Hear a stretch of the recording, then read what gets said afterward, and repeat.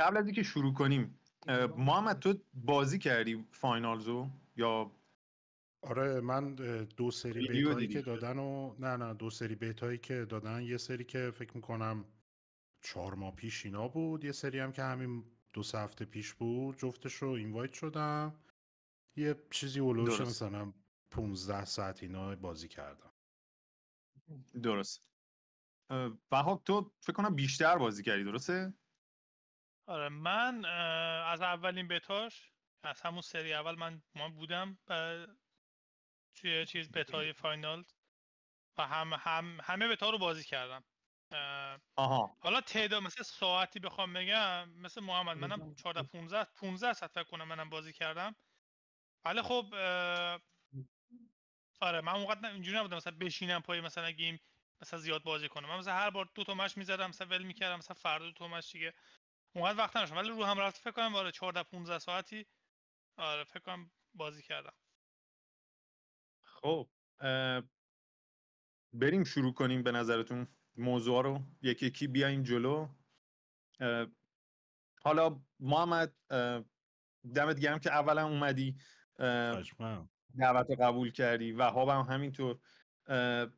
این برنامه رو می‌خواستیم ما، چون من و امین بیشتر از همه، حالا بهتون بگم چه جوری شد. من و امین این بتا آخر رو فقط بازی کردیم. من 3 ساعت بازی کردم، امین مثلا 1 ساعت و نیم بازی کرده. خب ولی اینقدر ما به قولی شگفت زده شدیم و آره قشنگ نابود شدیم بازی کردیم. گفتیم که آقا یه بحثایی با هم میکردیم تا نصف شب، مثلا هی با هم صحبت میکردیم، آره اینجاش اونجوری بود اونجاش اونجوری بود. گفتیم خب بیایم ببینیم نظر بقیه چیه. بعد حالا نکته هاش هم خیلی زیاد آره خیلی تموم نمیشد. هرچی ما هی بررسی میکردیم مثلا میگفتیم اینش چرا اونجوریه، هی دوباره سوال برامون پیش میومد. گفتیم حالا بیایم و یه برنامه بریم دید چند نفر دیگر هم ببینیم، یعنی ببینیم اونا چی از این بازی متوجه شدن. حالا چون محمد نمیدونه من بگم، قبل از اینکه بیایم محمد ما با وهاب صحبت کردیم. وهاب پیشنهادش این بود که ما سرفصلای کلی طور بریم جلو، مثلا بیایم اولش درباره خود گیم پلی صحبت کنیم، بعد مثلا بریم سراغ صداش، بعد مثلا سراغ آرتش الی آخر، حالا هر چقدری که وقت شد. موافق اینجوری یا آره پیشنهاد دیگه ای داری؟ نه خوبه همجوری. اوکیه. آره حله. خب چون وهاب این پیشنهاد داده، تاپیک اولم خود وهاب پیشنهاد داده. داستان شد چیز. این تاپیک اول کلا این من فکر کنم مثلا من یه مایل چیزام حالا آماده کنم قبلش ببینم چیکار باید بکنیم، ولی به نظرم این چیزی که حالا یه دفعه الان بزنم مثل که میتونه جالب باشه دیگه، تیم کامپوزیشن توی بازی ذره جالب بود برای من. اینکه 3 تا تیم ستایی، البته تو بتاهای قبلی 4 تا تیم ستایی بود، بعد اعتراضات زیاد شد که گیم پلی بازی این آره 4 تا تیم شده بود یه گیم مود دیگه ای و 3 تا تیم ستایی هم داشت و قبلا فقط 4 تا تیم ستایی بودش. اونو گذاشتن توی گیم مود اضافه کویک پلیش رو کرده بودن 3 تا تیم ستایی. این به نظرم خیلی جالب بود. حالا میتونیم در مورد این نظر صحبت کنیم، بعد بریم در مورد خود گیم پلی. مثلا نظر منو بپرسی، من میگم تصمیم خوبی گرفتن، چون برای من وقتی من توی بازی مثلا اون تورنمنت میرفتم یا 4 یا 12 نفره میرفتیم توی بازی، اون گلی که باید به اون کشه میرسیدیم مثلا 40,000 تا بودش. خب بازی طول میکشه دیگه. برای من مثلا کژوال پلیر یه خسته کننده بود. من کامپتیتیو نیستم و مثلا میگفتم بابا چرا مچ تموم نمیشه. اینا فیدبک ها این تیپی زیاد گرفتن و یه مود اضافه کردن، مود 3 تیم ستایی و 20,000 تا، یعنی خیلی سریعتر اون تیم برنده به 20,000 تا میرسید و بازی تموم میشد. راحت برو مچ بعدی. به نظرم تصمیم اینجوری بوده، نظری که حالا من خودم یعنی بهش رسیدم، چون من دفعه قبلی مثلا خودم شخصا میگفتم کاش مثلا یه ذره مچا یه ذره کوتاه‌تر بود، من تعداد بیشتری مچ مثلا بازی میکردم توی تایم مثلا مشخصی. همین کاری که اکثر گیم‌های مثلا مولتی پلیئر میکنن. مثلا اوورواچ هم کویک پلیش مثلا یه مچ 7 8 دقیقه 10 دقیقه میزنی، میری کامپتیتیو میشه 20 دقیقه، دقیقاً 2 برابر میشه. چون کامپتیتیو آدمای خیلی پاک گیمن، میشینن و دوست دارن بازی طولانی‌تر بازی کنن و مثلا جذاب‌تر باشه. آره ولی این کلا برام جالب بود چرا مثلا تیم مثلا 3 vs 3 vs 3 این خیلی مثلا برام جالب بود. حالا میتونیم در مورد صحبت کنیم. حالا نظر شما چیه؟ محمد تو که حالا بتا قبلی هم بازی کردی تو چی دیدی تو این قضیه؟ ببین کلن که این روی کردی که اومدن فقط دو طرف نیستش، حالا هم 3 جانبه میشه هم 4 جانبه میشه، به نظرم رویکرد باحالیه، چون معمولاً به این شکل خیلی گسترده ما داریم که فقط دو طرف نباشن، VS نباشه فقط، و میره تو اون ساختاری که حالا شکل بتل رویال بخواد بگیره و تعداد پلیر زیاد داشته باشه. ولی خب کمتر دیدیم که این مدل بازی به این شکل که مثلا 3-3 باشه بیان و گیم پلیشون رو پیاده سازی بکنن. به نظر من در حال حاضر فرمولی که دارن اوکیه و جواب میده، چون همین که تازگی داره برای کسایی که بازی آنلاین بازی میکنن، همین که یه مقدار باعث شده که شما بتونی فرمولای مختلف رو ببینی تو خود جریان گیم پلی و مثلا جریان یه مچ به تکرار نیفته، چون احتمالا هر کسی دیگه آنلاین بازی کرده باشه کامپ متوجه میشه که شما وقتی وارد یه مچ میشی اصولا اون تیم مقابلت و تیم خودت دارین یه روی کرد و دنبال میکنید، یعنی مخصوص به خودتونه و این هی تکرار میشه تو مچ های مختلف، حالا هر طرفی که بهتر باشه برنده میشه. اینجا چون بحث 3 تا تیم مطرح میشه یا 4 تا تیم مطرح میشه، هی شما تو سناریوهای جدیدی قرار میگیرین. خیلی موقعها شاید 2 تا تیم فقط با هم دیگه درگیر بشن، اینکه تیم سوم وارد بشه تو همون درگیری خودش سناریوی جدیدی رو درست میکنه. فکر میکنم یه مقدار تازگی داره، این تازگی بازی رو نگه داشته تو این 2 تا بتا. ولی این که حالا توی طولانی مدت چون همچین بازی بخواد بحث درآمدزاییش اوکی بشه و بحث عمر کردنش اوکی بشه، حداقل باید یه 4-5 سالی تو مارکت فعلی دووم بیاره. اینکه آیا میتونه با همین فرمول و با همین اندازه بره برای این مدت حضور پیدا بکنه، پلیرش رو نگه داره، خودش علامت سوال بزرگیه دیگه. من احساس میکنم که فعلا دارن آزمون و خطا میکنن، یعنی بعدا ممکنه تغییرات اساسی بدن یا بیان اصلا با اینکه الان نقشه‌ها خیلی بزرگه، نقشه‌ها رو بزرگتر بکنن، تعداد رو ببرن بالاتر، مودای مختلف بذارن دیگه، هر کسی هر چیزی رو میخواد بره تجربه بکنه. حالا من یه نکته میخوام اضافه بکنم. گفتی این به قولی 4 تیمه شدنه یه خورده جدیده و من میخوام بگم که این 4 تیمه شدنه توی چند تا بازی قبل از اینا هم اتفاق افتاده. یکیش مثلا هانت شوداونه. هانت شودن 4 تا تیم 3 نفرن.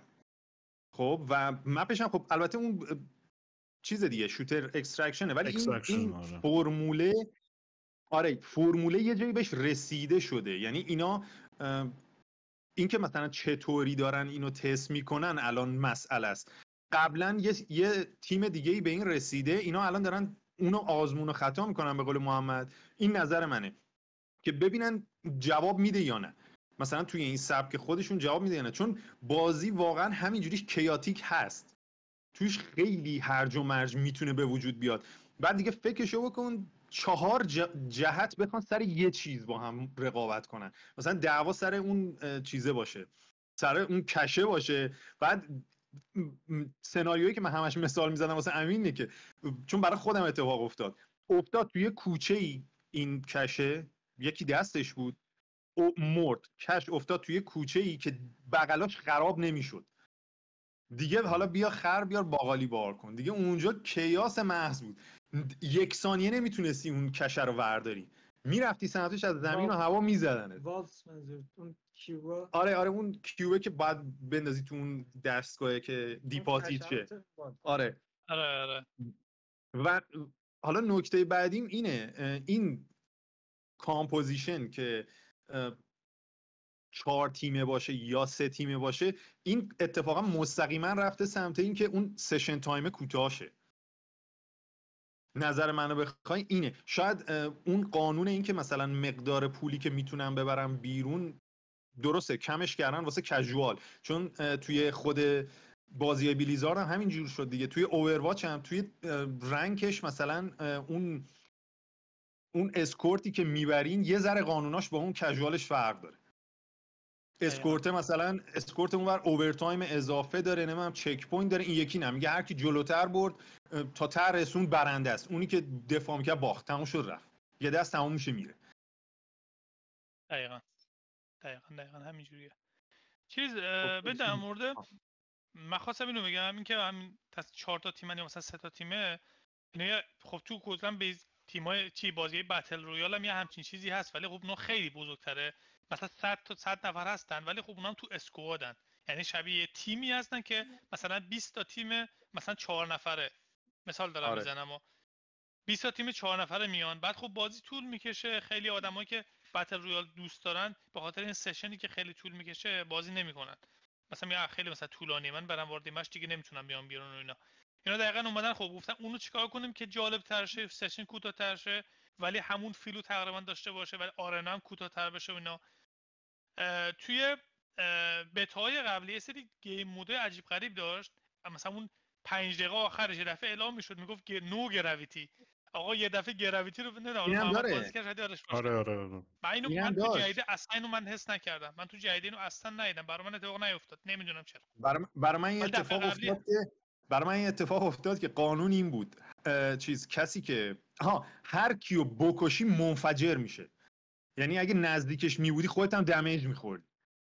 آره این قوانینه، مثلا اگه بازی داره سشن داره طول میکشه و یه آدم و هیچ تیمی نمیتونه به اون عدد رقم بالایی برسه، توی تایم یه دفعه گیم مود عوض میشه، مثلا یه جا مثلا میشه تیم دث مچ میشه قشنگ، یه جایی بعد یا میشه نو گراویتی یعنی یه جامپ میزنی میری مثلا 3 طبقه میری بالاتر، مثال میزنم یعنی رولو یه ذره تغییر میدن که گیم پلی یه ذره پیسش بره بالاتر، چون گیم داره پیسش میفته، مثلا من 20 دقیقه تو بازیم هنوز نمیتونم اون کشا رو چیز کنم و همه گیر کردن، چیکار کنیم الان گیم یه ذره پیش بره و مثلا نخوایم بگیم آقا نشد، آقا بیان گیم مود عوض کنیم، اینا سولوشنایی که اینا به نظرم بهش رسیدن، آقا بیایم یه گراویتی نذاریم که مثلا نخوان از پله برن بالا، نمیدونم سریعتر مثلا مسیرها رو برن که به اون نقطه برسن اینا.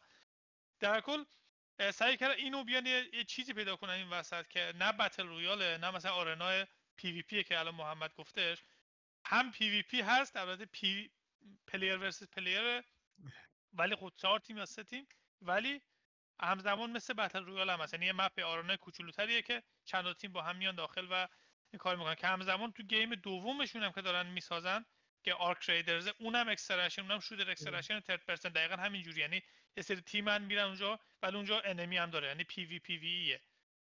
آره. فکر میکنم دارن اینو تست میکنن، به نظر من موافقم با محمد، فکر کنم دارن اینا رو یه ذره، چون هنوز تو بتا هم هست، داره هی تغییر میدن، تست میکنه ببینن که کدوم فیدبک بهتر از یوزرها میگیره که مثلا برن رو اون بیشتر فوکس بشن.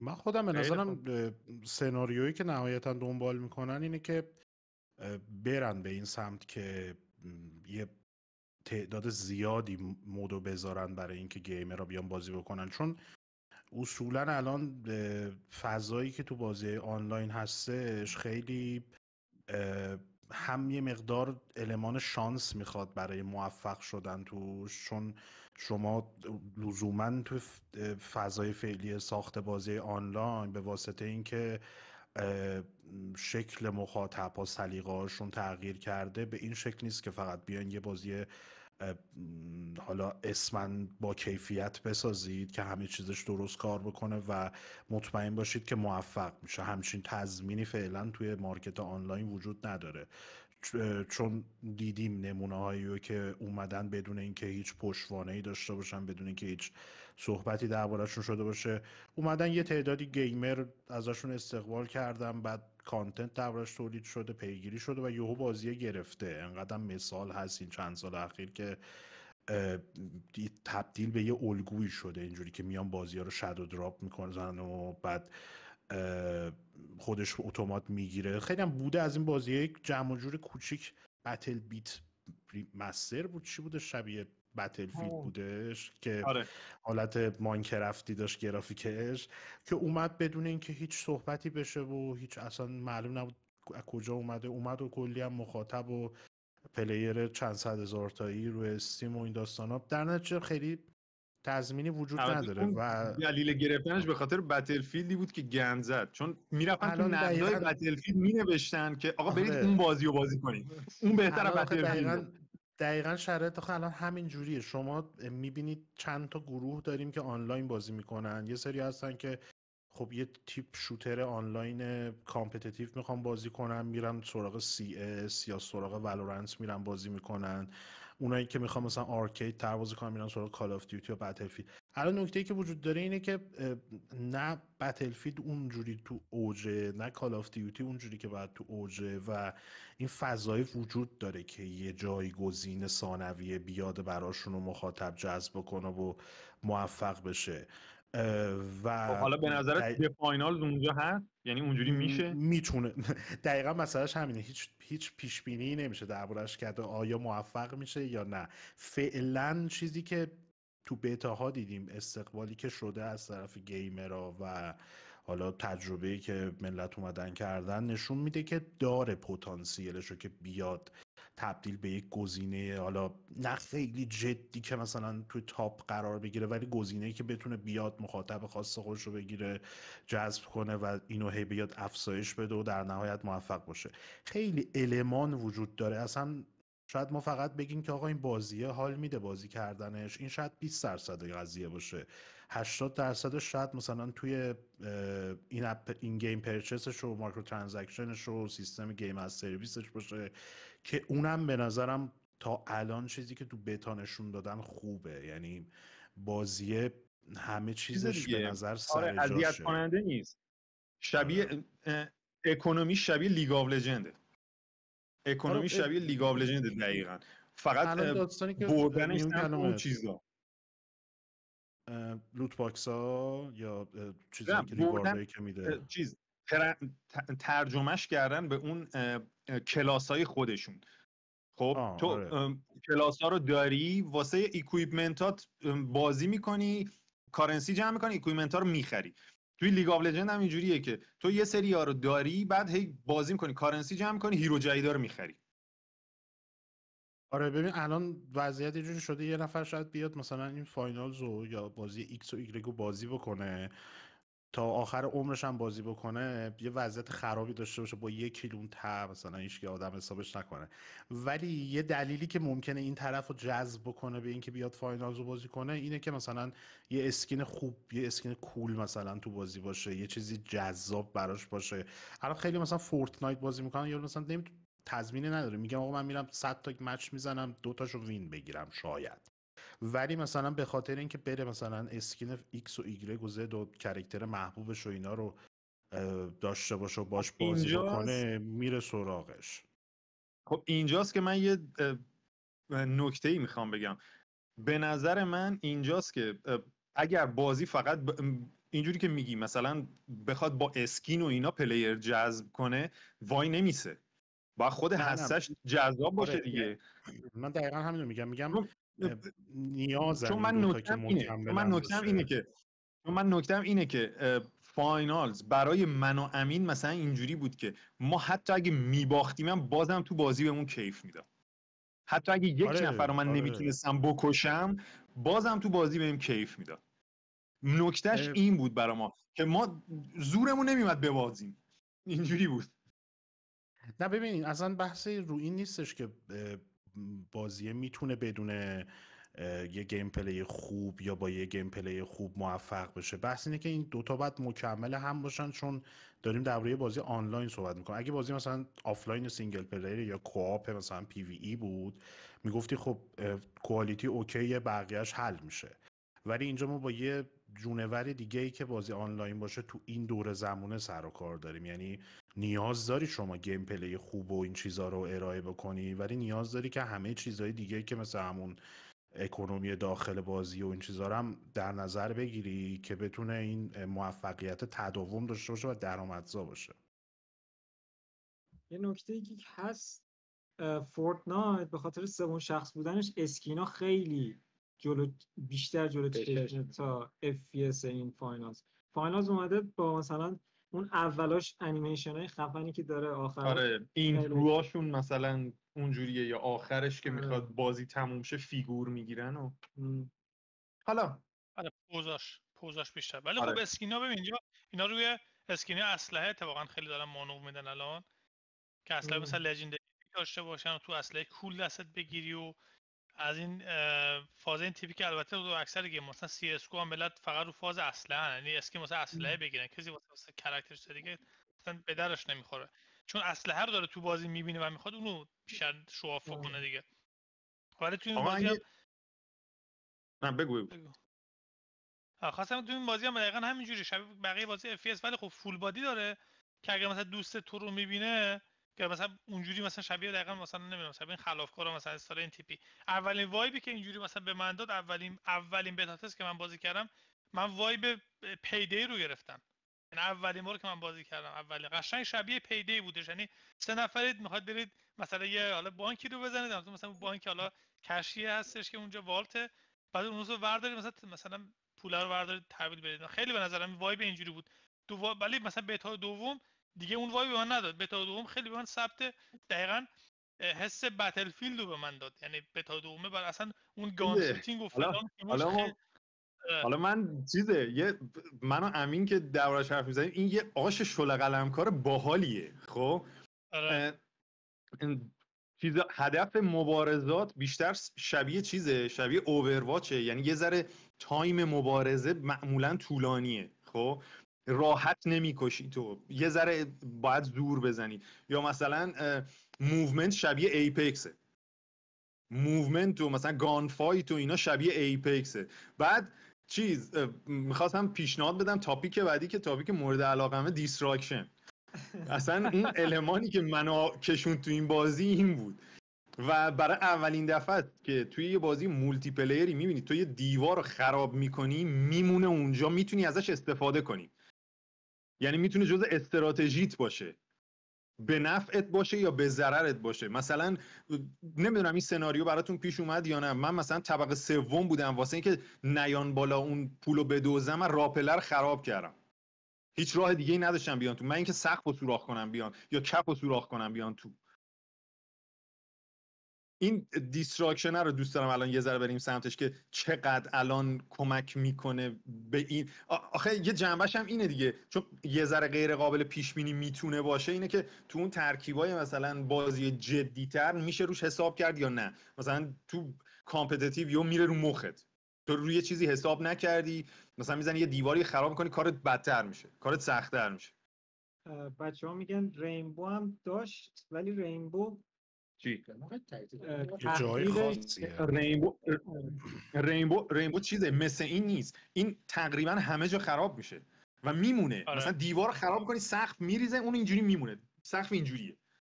بعد ولی رینبو نه، یه دیوار تو یه تیکش قابل خراب شدن همون خراب کنی رد میشی، همین، یعنی دیلیت میکنی، آثارش نمیمونه. مثلا چیزی که دارن این عامل گو هست که از بازی پری هم اومده، این فومه که میندازی شیپ میده و مثلا یه دفعه من دیدم با این پله درست کرده بودن اصلا. آره دیگه ببین این یه نکته جالب داره، یعنی که به بازی داینامیک اضافه میکنه و ایمرجنس، یعنی یه اتفاقاتی در بازی میفته که دیزاینر هم بهش فکر نکرده. خب این که خیلی جنبه مثبت بازی، یعنی قشنگ این رندوم بودن، این که تو هر مچی میزنی و شبیه مچ قبلی نیست، دقیقاً یک نکته مثبتش همینه. شما لول دیزاین میکنه که اون لول دیزاینر رو دیزاین کرده، ولی از این به بعدش دیگه دست پلیر کلا لول رو به هم میریزه، لی‌آوت رو داغون میکنه، کلا خونه رو خراب میکنه، یه کار دیگه میکنه. خب و این نکته خیلی جالبه، این که حالا اینا خب روی این خیلی کار کردن که بتونن اینو توی نتورک پیاده سازی بکنن، چون رپلیکیشن مثلا تقریب پذیری توی نتورک تقریبا خیلی کار سخته. البته اینا تجربه دارن، اینا قبلا هم روی بتلفیلد این کارو کرده بودن، سیستم تخریب پذیری اینجوری رو. خب تیم میدونه، تیم بک‌گراند بتلفیلد داره، قبلا از اینا رو ای بودن، رو دایس کار کرده بودن، بعد بعد جدا شدن و تیم خودشونو تشکیل دادن. قطعا این بک‌گراند فنی هم از اونجا میاد، ولی اینا خب آنریل انجین رو داشتن که خب خیلی امکانات بهشون میداده و اینو کاستوم کردن، یه چیزایی بهش اضافه کردن. حالا انجین کاستومشون هم روی گیت هاب هست، کسی دوست داره میتونه بره ببینه، دانلود کنه و باش مثلا کار بکنه. آنریل انجین فریه. وقتی تو با سیستم اوپن سورس کار میکنی تو نمیتونی اینو پرایوت کنی. اگر آنریل انجین استفاده میکنی اینو فورک بکنی روی اکانت خودت، تو باید اونم پابلیک کنی. بازم این قوانین اوپن سورسه. محمد نظر تو چیه درباره دیستراکشن؟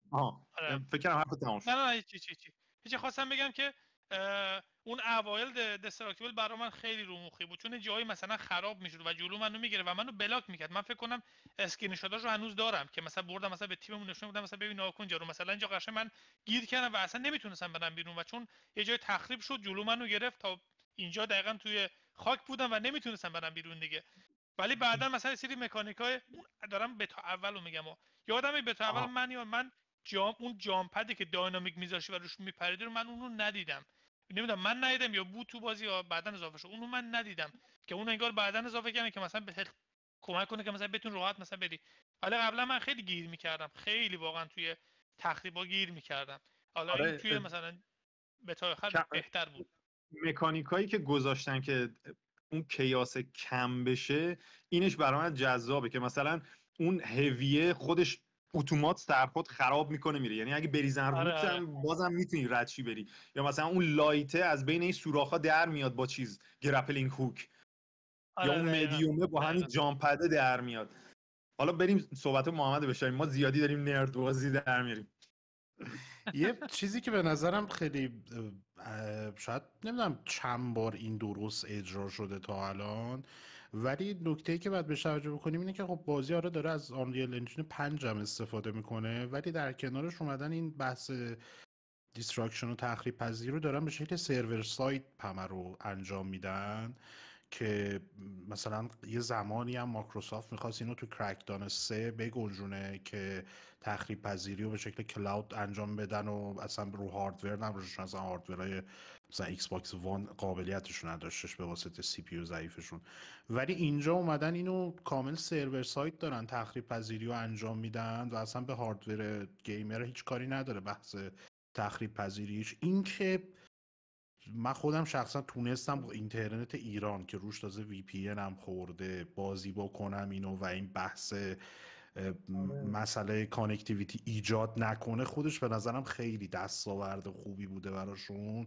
چون من همش از روز اولی که یه تیزر مثلا 1 دقیقه‌ای بازی دادن که نشون میداد تخریب پذیری خیلی وحشتناکی داره و بعدش هم معلوم شد سرور سایت، گفتم خب این فاتحه‌اش مونده است، نمیشه تو ایران اصلا با اینترنت های ما بازی کرده. حالا واب چون دیگه به اینترنت جهان سوم هیچ کاری نداره ولی من خودم نگران بودم، ولی دیدم که نه اوکی و خوب داره انجام میشه.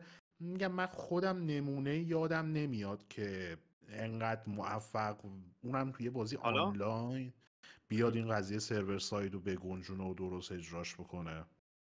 حالا نکته جالبش اینه، بعد اینو در ادامه حرفت میخوام بگم، شما وقتی میخوای توتریال بازی کنی یا بری تو پرکتیس رنجش، بازم سرچ میکنه واسه سرور، واسه اینکه دیستراکشن رو اونجا داره، یعنی نمیذاره تو همینجوری زرتی بپری توی بازی بری مثلا شروع کنی خراب کردن.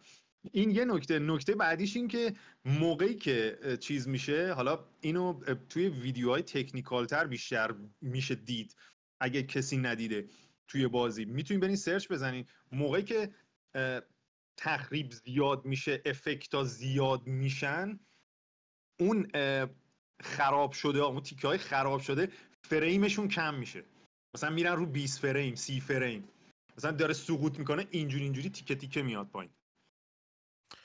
آره ولی کلا در رابطه با تخریب پذیریش خیلی به نظرم اصلا یه چیزی رو حالا در راستای همین موضوع باز کنم، بیشتر به گرافیک ربط پیدا میکنه، ولی الان برای اینکه این یه همچین بازی موفق بتونه بشه خیلی نیاز داره برند سازی بکنه، هویت سازی بکنه برای خودش، اینکه یک کرکتر داشته باشه این بازیه. مثلا شما کافیه یه اسکرین شات از بازی موفق آنلاین ببینین بلافاصله میفهم این بازی ایکسه، این بازی ایگرگه.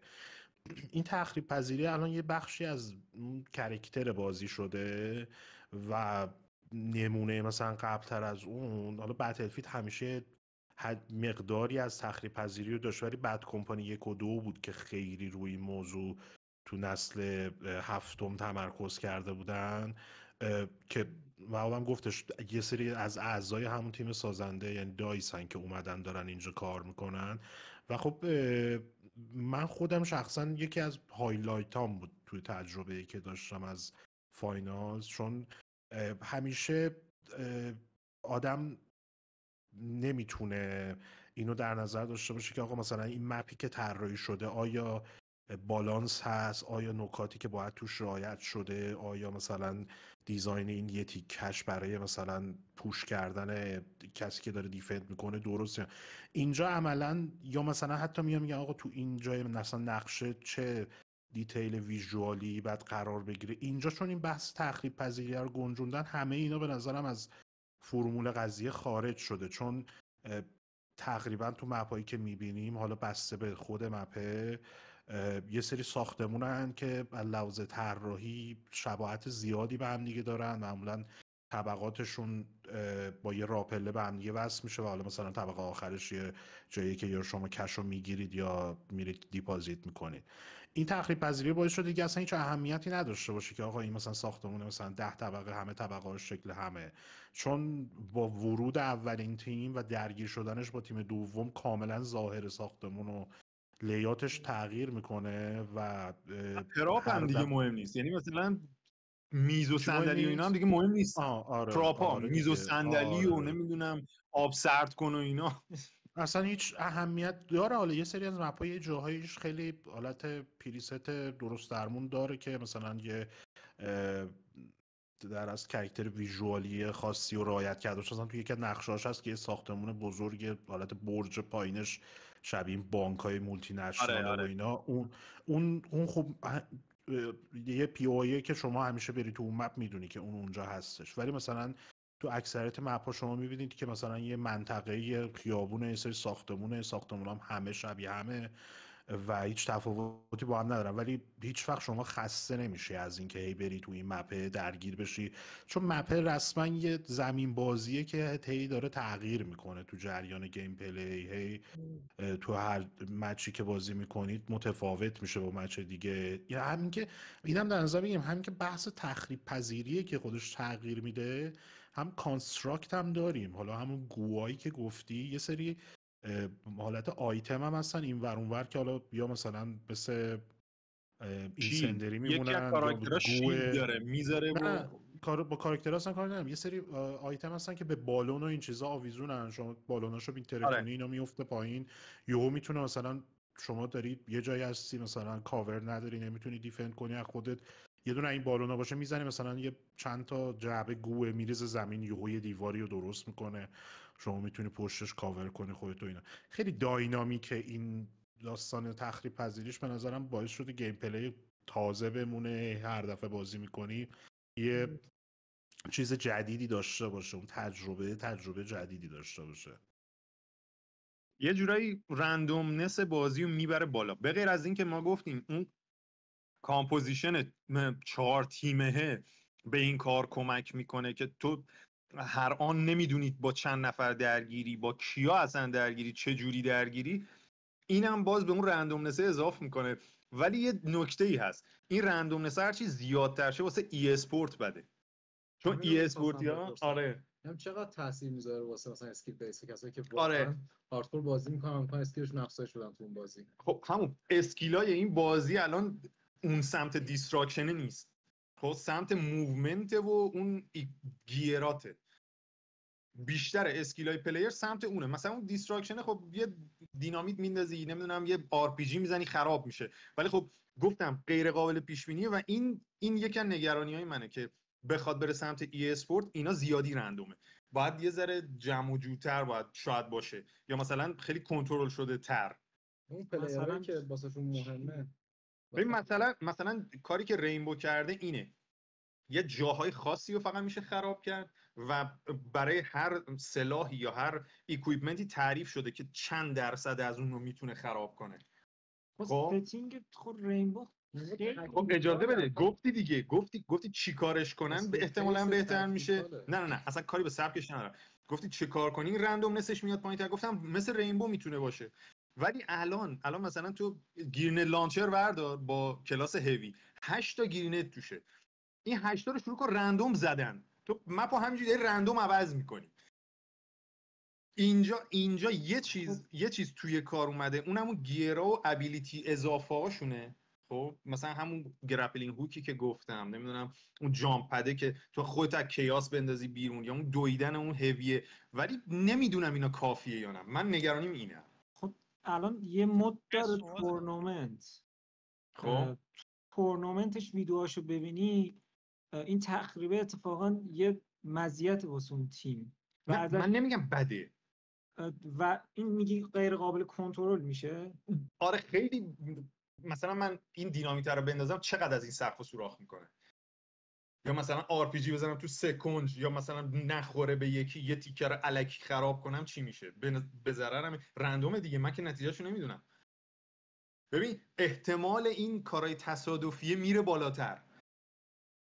بازم به نظر من خیلی منصفانه است، یعنی به نظر منم منصفانه است اینکه چون دو طرف دارن، چیزی نیست که بگیم مثلا یه طرف داشته باشه یا یه طرف دیگه نداشته باشه، یا اینکه نمیشم ابیوزش کرد این فیچر رو. چون مثلا همین کلاس هیویش که گریندر لانچر داره خیلی راحت میتونه همه جا رو خراب کنه، خب از اون ور خب موومنت خیلی ضعیفی داره، یا اینکه اونقدری نمیتونه مثلا حالت تو ورتیکال حرکت سریع داشته باشه. از اون ور خب مثلا کلاس مدیومش بای دیفالت گو گرینیت داره.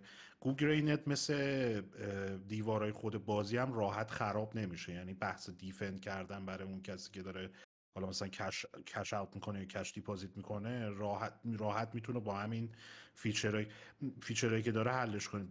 آره یه مقدار غیر قابل پیش بینی میکنه، ولی به نظرم هم فان قضیه است این که غیر قابل پیش بینی باشه. نکتهش همینه که اذیت کننده نیست، ولی برای کژوال من نمیدونم برای اون کامپتیتیو اینجوری باشه یا نه. مثلا خود هاردکور پلیرها شاید اذیت بشن، چون مثلا تو والورانت خب خیلی نمیان سمتش به خاطر اینکه میگن که اون مهارتایی که مثلا هر کدوم از هیروها دارن بازی رو آنفر میکنه واسه ما، و بعضی موقع مثلا دیگه اون مهارت ملاک نیستش همیشه، یعنی طرف هر چقدر اسکیلش بالا باشه بعضی موقع مثلا میبینی به خاطر یه ابیلیتی که اون هیرو داره باعث میشه که مهارت از بین بره کامل.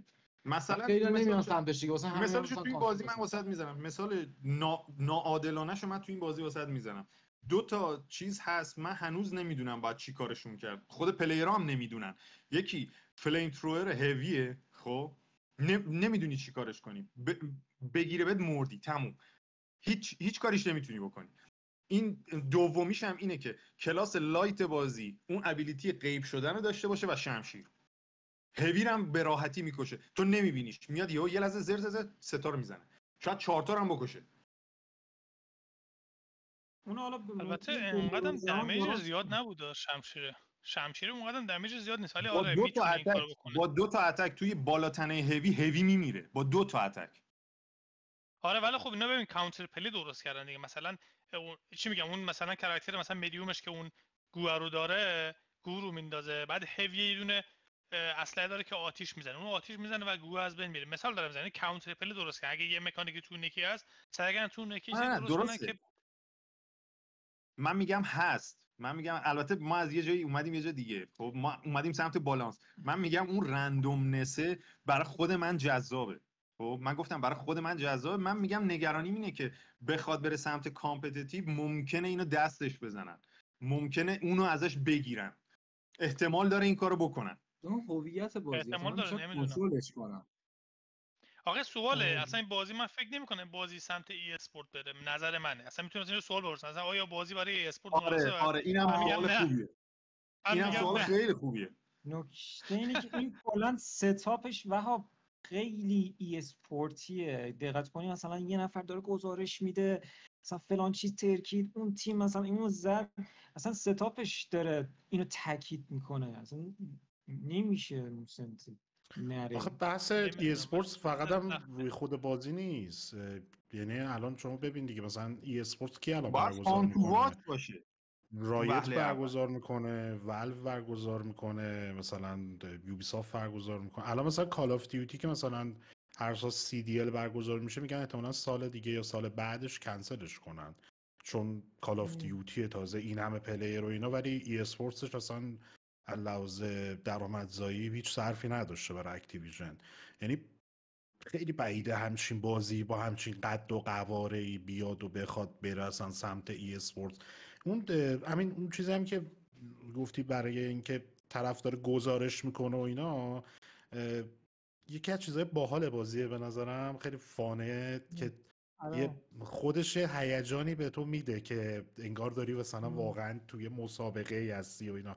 ولی من یادم خودشون گفته بودن که این فیچرهای این شکلیشو اومدن از روی هانگر گیمز و این چیزا الگو برداری کردن، که این یعنی مثلا یه مسابقه ایه که بیننده داره و اینا رو انداختن تو اون تو شرکت بکنن و استادیوم داره، اصلا بالای مپش استادیوم بزرگی وجود داره. آره. بالای مپ استادیوم داره، یعنی بیننده داره میاد و میبینه بازی رو، همچین چیزیه. این جزء یکی از همون نکاتیه که شما گفتین که هویت میده به بازی. احتمالاً اینا بخوان هویتشون مثلا با همین گزارش دادن اینا مثلا فانترش کنن. البته چیز هم هست، شاید برای منطق خود بازی هم هست، توجیه خود بازی. مثلا ایپکس هم همینه، ایپکس هم میگه این مسابقه است ولی گزارش نداره. آره، ببین بخش از لور بازی من یکی از تاک‌های فنی تیمو نگاه میکردم، همین فاینالزو، که مثلا اینا از AI استفاده کردن براشون، همین گزارش‌ها رو براشون جنریت میکنه، تبدیل به صدا میکنه. یعنی رو خودشون از قبل ضبط نکردن، فین اصلا اینجوری نیست. یعنی کلا یه ابزار نوشتن که تکست تولید میکنه، تکست میره سمت AI، تبدیل به صدا میشه، میاد داخل انجین. یعنی برای اینکه چون این دیالوگای زره رندومه، بعضی موقع میاد، میدونی، چون تولید این دیالوگا مثلا خیلی براشون طول میکشه، احتمالاً یه ابزار، چون من ابزارش رو دیدم توی یکی از تاکاشون داشتن صحبت میکردن در مورد یه نکته، اما تخریب پذیر من یادم رفت بگم، اینه که ببین تخریبا اونقدر رندوم نیستا، تخریبا اصلا رندوم نیست. من سر تخریب 2 تا 3 تا صحنه کاملا اسکرین شات گرفتم و بعداً مقایسه کردم، عیناً همونجوری تخریب میشه که دفعه قبلی تخریب شده. میدونی خواستم بگم یعنی پری دیزاینه 100%، اصلا شک نکن. ببین تخریبی که قراره بر اساس فیزیک و ریل، تخریبی که قراره بر اساس فیزیک و ریل تایم انجام شه، یک، در سمت سرورش قطعا خیلی پیچیده میشه، دو، غیر قابل پیش بینی میشه برای حتی اون دیزاینره.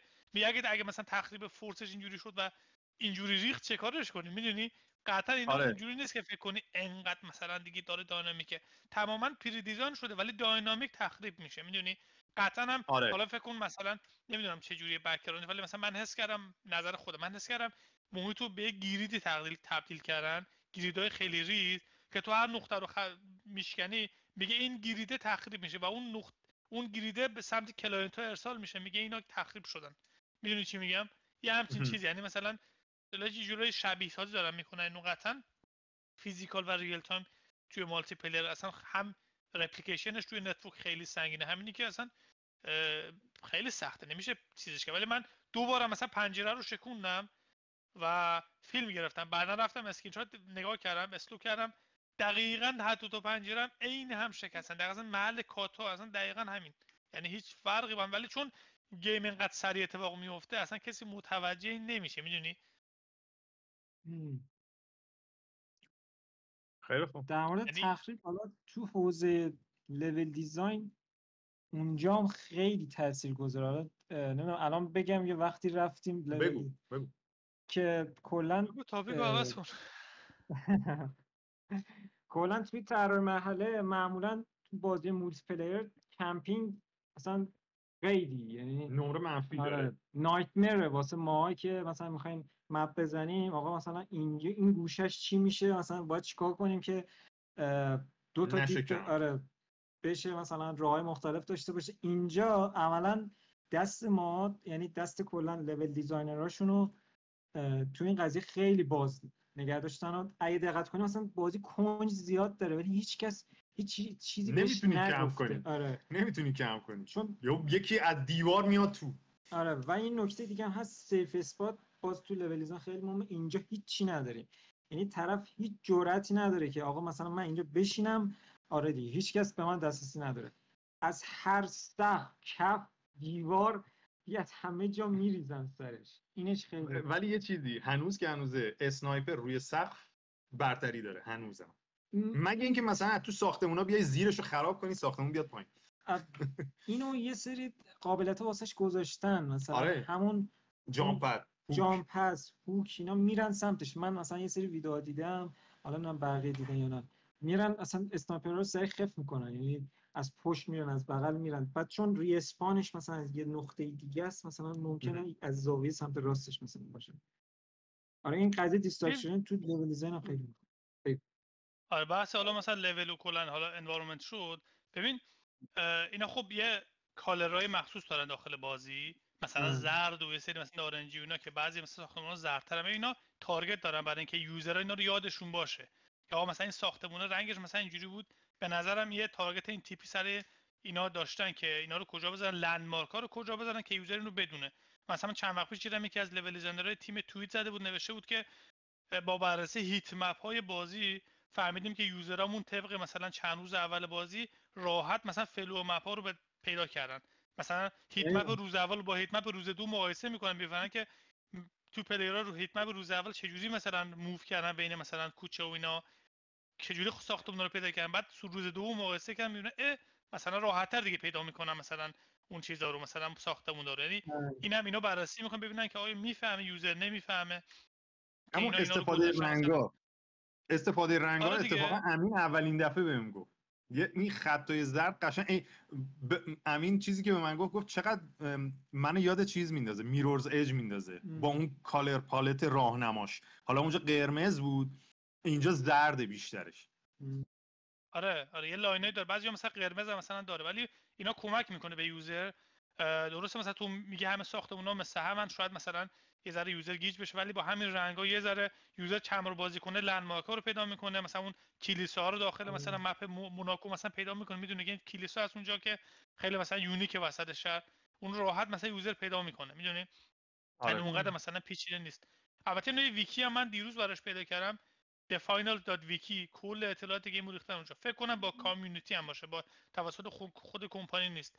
تمام اطلاعات بازی، لول ها، مپ ها، همه چی رو داخل اون ویکی ریختن برای ما بریم سمتش. آره اوکی الان همین تو دیسکوردشون هم خود دیوا جواب میدن مثلا همین داستان آنریل انجین 5 و قبلا خیلی فکر کنم 4، بعد خود دیوا توی دیسکوردشون اومدن گفتن که ندارن رو 5 کار میکنن. خیلی کلن با کامیونیتی در تماسن و صحبت زیاد میکنن باشون که اطلاعات بدن. آره این فاینالز ویکیش هم گذاشت. من توی چت فرستادم الان این ویکی فاینالز، شاید مثلا به در کسی بخوره بخواد بره بررسی بده مورد لورش و تو اینا. به نظرم توسط کامیونیتی ساخته شده، چون من هر پیجی رو میرم دکمه ادیت داره اون بالا که تو میتونی ادیت کنی و حالا یه چیزی اضافه کنی، یکی مثلا بیاد مثلا تایید میکنه. چیز جالبیه در مورد دوشون، راست میگه. من توی چنلی هستم، یعنی توی دیسکورد انجینه هستم، همون انجین کاستومی که داره. من تو دیسکورد اونجا هستم. قبلا من یه بار ازشون مثلا یادم خیلی وقت پیش 2 سال پیش پرسیدم اینا، که فهمیدم که آره اینا انجینی که بازی ایت تکس تو باش ساخته شده رو اینا از اون تیم گرفتن که البته رو گیتاب هست و دیولپش کردن و الان جفتشون دارن روی انجین کار میکنن. اگه تغییر رو انجین اعمال میشه اون یکی هم دارن. یکی دو تا تیم دیگه همین وسط دارن از این انجین استفاده میکنن. پس یه جورایی کو دیولپ شده، یعنی چند تا شرکت همزمان دارن روی ورژن از آنریل کار میکنن که آپدیت ها برای همشون داره ریلیز میشه. یعنی مثلا من سوال پرسیدم گفتی تو برنامه بهت میگم، گفتم که ایت تیکس تو مثلا انجینش خب به چه درد اینا میخوره، می‌خواستی اینو توضیح بدین. ببین ما کلا وقتی همه انجین ها یه زبان اسکریپتی دارن، خب که دیزاینرها و دیولپرها راحت‌تر کانتنت تولید کنن. مثلا کال آف دیوتی زبان اسکریپتیش انجینش مثلا لوئیه، یه زبان سطح پایینه که دیزاینرها بقیه آرتیست‌ها میتونن از اون استفاده کنن و کانتنت تولید کنن. کسی دانش فنی خیلی بالایی نمیخواد بره مثلا این کار انجام بده. تو یونیتی ویژوال اسکریپت هست، حالا مثلا سی شارپ هست، تو انجین‌های دیگه نمیدونم زبانه مثلا دیگه هم هست، مثلا پایتون و اینا. تو آنریل هم خب هم سی پلاس پلاس هم بلوپرینته، ولی بلوپرینت محدودیت داره. محدودیت این که مثلا وقتی یه تیم خیلی گنده‌ای دارن روی پروژه کار میکنن و میخوان مثلا توسط ورژن کنترل مثل پرفوز و گیت و اینا استفاده کنن، مثلا بلوپرینت رو نمیتونی مرج کنه. اگه یه نفر بلوپرینت رو ادیت کنه تو نمیتونی همزمان ادیت بکنی، باید وایس اون ادیت کنه، استیو شه روی سرور، بعد تو بگیری روش ادیت انجام بدی. این چالش اصلی این تیماست. حالا تیم ایت تیکس تو چه کار کرده؟ اینا اومدن یه انجینی، یه زبان اسکریپت هست به اسم انجل. اینا انجل اسکریپت رو برداشتن، اینو اینتگریت کردن با آنریل انجین و کلا از بلوپرینت استفاده نمیکنن. یه اسکریپت دیگه ای هستش که خیلی شبیه خود کدای آنریله. بعد یه نکته خیلی جالب داره، من فکر کنم این 2-3 سال پیشم من توییت زده بودم در موردش. من بازی ایتکسو رو گرفتم بازی کردم، رفتم پوشه بازی رو باز کردم، دیدم اینا کل سورس بازی رو شیر کردن. یعنی کل سورس بازی که همون زبان اسکریپت انجل هست تو داخل پوشه بازی گذاشتن. من فکر کنم یه بار توییت زدم و اینو توضیح دادم، گفتم چقدر جالبه، کسی میتونه بره ازش یاد بگیره. و این کارو کردم و من رفتم چقدر جالبه. همون موقع من کنجکاو شدم، من 2-3 سال پیش کنجکاو شدم آقا اصلا این چیه، این زبانه چیه، تحقیق کردم دیدم اینا یه دونه وبسایت دارن، رفتم دیسکورد اضافه کردم، تو دیسکورد کار کردم دیدم بچهای تیم مثلا امبارک تو اون دیسکورد هستن که حالا کنجکاو شدم و بچه‌هاشون پرسیدم و دیدم که آره اینا انجینو گرفتن و دارن روی بازی کار میکنن که اون موقع آرک ریدرز رو وی جی 2021 اینا چیز کردن رو نشون دادن تریلر اولش رو. خب حالا من دوستی هم داشتم که توی امبارک کار میکرد، البته حالا از اون اطلاعات بیشتری گرفتم. یه بارم رفتم شرکتشون، حالا رفته بودم سوئد کار داشتم، اینسایدر داشت. آره گفت بیا شرکت ما مثلا امروز فلان، گفتم باشه. رفتم اونجا، البته NDA امضا کردم، رام نمیدادن، گفتم بعد NDA امضا کنی مثلا بیای داخل شرکت و اینا. حالا بابا چون 3-4 نفر ایرانی تو تیمشون بودن اونجا، من رفتم دیدم چند نفر بچه ایرانی هست، اومدم کلی صحبت کردیم و اینا. آره 3 یا 4 نفر ایرانی تو تیمشون هست، یکیشون تو اصلا تو تیم بک اند و سرورش. بعد اینا همزمان دارن 2 تا پروژه روی انجین میارن بالا، تقریبا جوری کورشون یکیه، همون آرک تریدرز و فاینال جفتشون فکر کنم از نظر مثلا کورید روی بستر دارن میان بالا. بعد آنریل 5 هم هست، آره آنریل 5 اصلا ارور که میخوره مینویسه آنریل 5.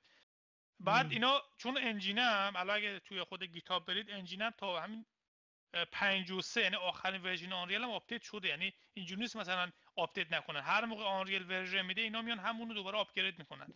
و مسئله اینه که چندی بار مثلا بچه‌ها پرسیدن آقا چرا این، چون یه پلاگین اصلی، چرا اینو شما به آنریل پیشنهاد نمیدید مثلا به عنوان پلاگین ریلیزش کنید؟ دلیلش اینه که چون سورس انجین رو عوض کردن و این آنافیشیال میشه، اپیک قبول نکردن. اگه توی پلاگین استندالون رو بزنه که اینو بتونه ریلیز کنه بقیه استفاده کنن میشه. اینا چون سورس انجین رو مجبور شدن دستکاری بکنن، نمیتونن به عنوان یه دونه چیز مثلا یه افزونه جداگانه اینو ریلیز بکنن.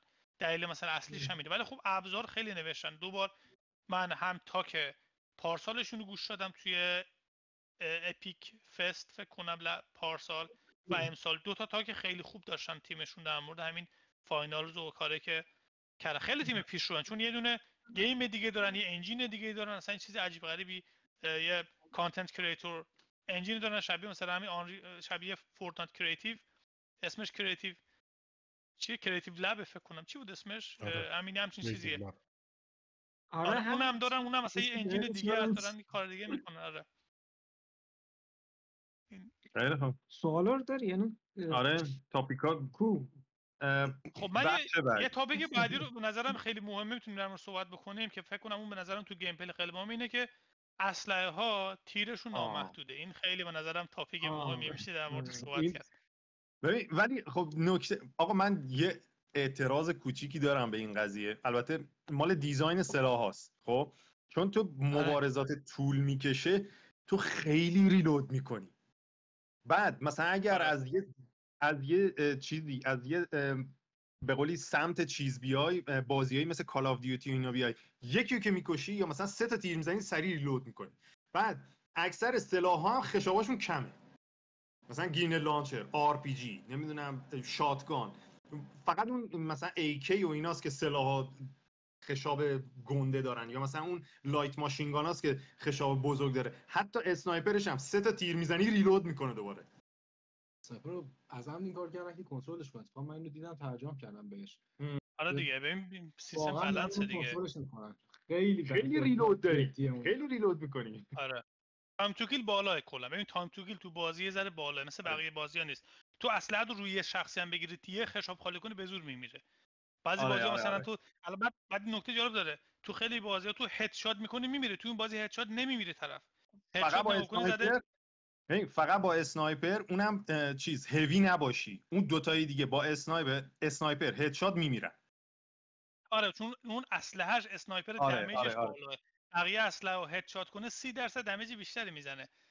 و تو اون طرفو نمیکشی، یعنی تایم تو کیل به شدت پایین چیز بالاه، خیلی برعکس خیلی بازی دیگه.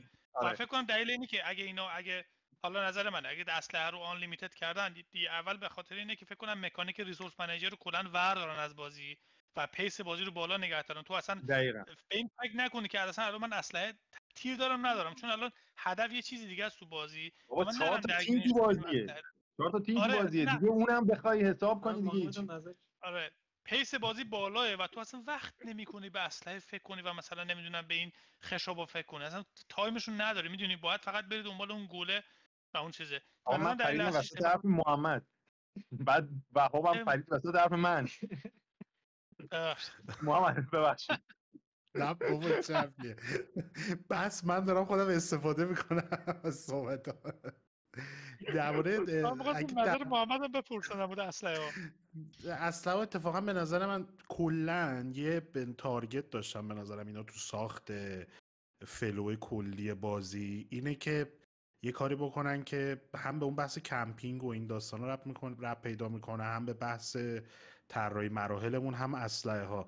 کلا میخواستن یه کاری بکنن که شما وقتی وارد مچ میشی، بازی شروع میشه، بگی آقا من اون پوزیشن مثلا A یا B که و کشا قرار گرفته رو تو مپ میبینم، هیچی دیگه وسط اینا مهم نیستش، صاف راهو میگیرم میرسم به اونجا، تیم باشه درگیر میشم، بعد دوباره صاف راهو میگیرم میرسم به جایی که بعد دیپازیت کنم و پول رو سیو کنم.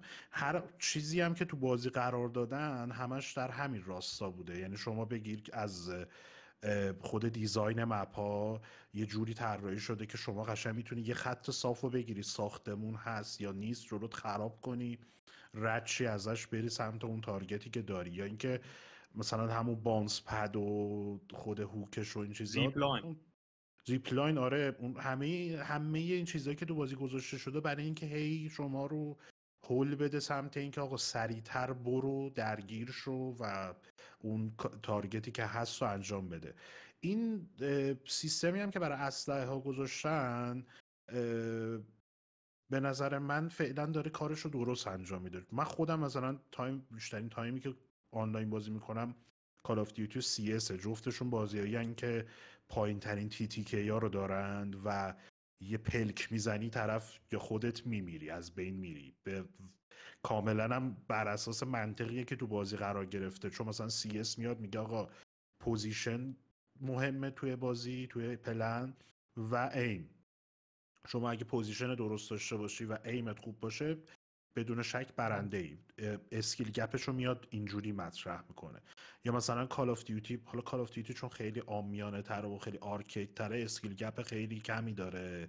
شاید شما ضعیف ترین پلیر رو بذارین جلوی قوی ترین پلیر، اون ضعیفه باز به واسطه کلی اسیستی که تو بازی میگیره شانس داشته باشه که پرو پلیر رو بزنه. ولی اونجا خب TTK پایینه، میاد میگه که خب الان با کنترلر هم بازی میکنن، ایم اسیست داره، اصلا ایم بحثش جداست، میگه حالا پوزیشن و موومنت میاد اولویت این که شما برتری پیدا بکنی نسبت به طرف مقابل. اینجا به نظرم هم ستا هستش، یعنی هم پوزیشن هست، شما مثلا میخوای پوش کنی یا میخوای دیفند کنی، چه فرمولیو و پلنیو انتخاب بکنی. مثلا من هم خودم انجام دادم، هم خیلی دیدم ملت انجام میدن، مثلا میخوان کش اوت کنن، بالاخره اون یه تایمی داره، بعد وایسی اونجا تا پول رو بگیری و ببری. برای اینکه دیفند بکنن مثلا میان جلو پنجره باونس پد میذارن، هر کی مثلا میخواد تو پنجره پوششون کنه میاد میخوره به اون باونس پد بالا پایین، میپره همینجوری میخوره، ماریو میشه قشنگ و جلوش گرفته میشه.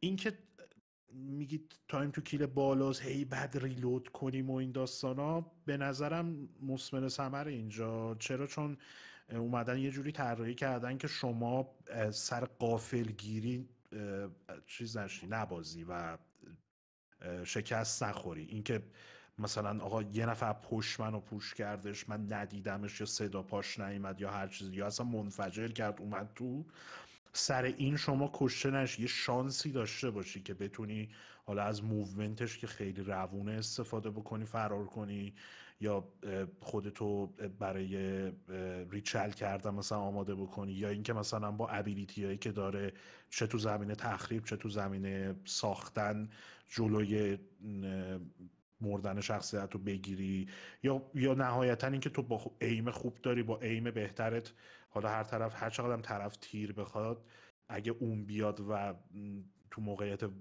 با شما قرار بگیره، شما اگه ایم بهتری داشته باشی میتونی نهایتا برنده بشی تو این چالش. اینکه تایم طولانیه و هی ریلود بد بکنی به نظرم باعث میشه اسکیل گپه بره بالا. شما هرچی بیشتر بازی بکنی، هرچی با موومنت بهتر بتونی استفاده کنی، هرچی از ابیلیتی ها بهتر بتونی استفاده کنی، هرچقدر ایمتو بهتر بکنی، شانس پیروزیت میره بالاتر، به واسطه که تو یه لحظه فقط به این واسطه که مثلا انمیتو ندیدی یا غافلگیرت کرده کشته نمیشه. چون تو کال آف دیوتی شما نبینی، هر کس اولین تیرو بزنه اون نهایتا برنده درگیریه میشه. خیلی به این که شما حالا چقدر خوبی یا بعدی ربطی پیدا نمیکنه، فقط به اینکه شات اول کی بزنه. مثلا تو کانتر موقعیت هستش که شما مثلا وان شات هد شات بشی از بین بری، ولی این فرصت رو به شما میده که حتی شده در حد یه فیلینچ کردن ولی شانس داشته باشی که از اسکیل استفاده بکنی و تو درگیری در از برنده بشی. این به نظرم خیلی چیز جالبیه. تعدادش زیادتره فکر کنم. چیا؟ همین المانایی که میتونه کمکت کنه به غیر از مثلا حالا اون ایم و موومنت، آره خود محیط هست، خود گیرات هست. یه قابلیت هست به اسم تاس اوت اگه اشتباه نکنم. آره آره یه سری ویدیو فرستادم تو چیز فکر کنم هست توش.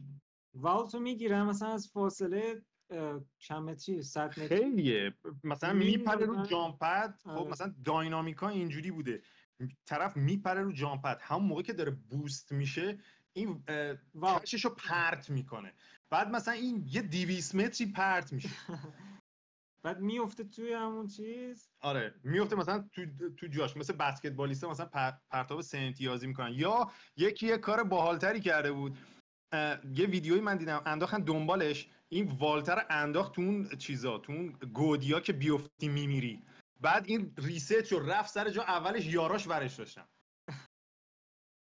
کلا خیلی تمرکز داره رو تیم ورک.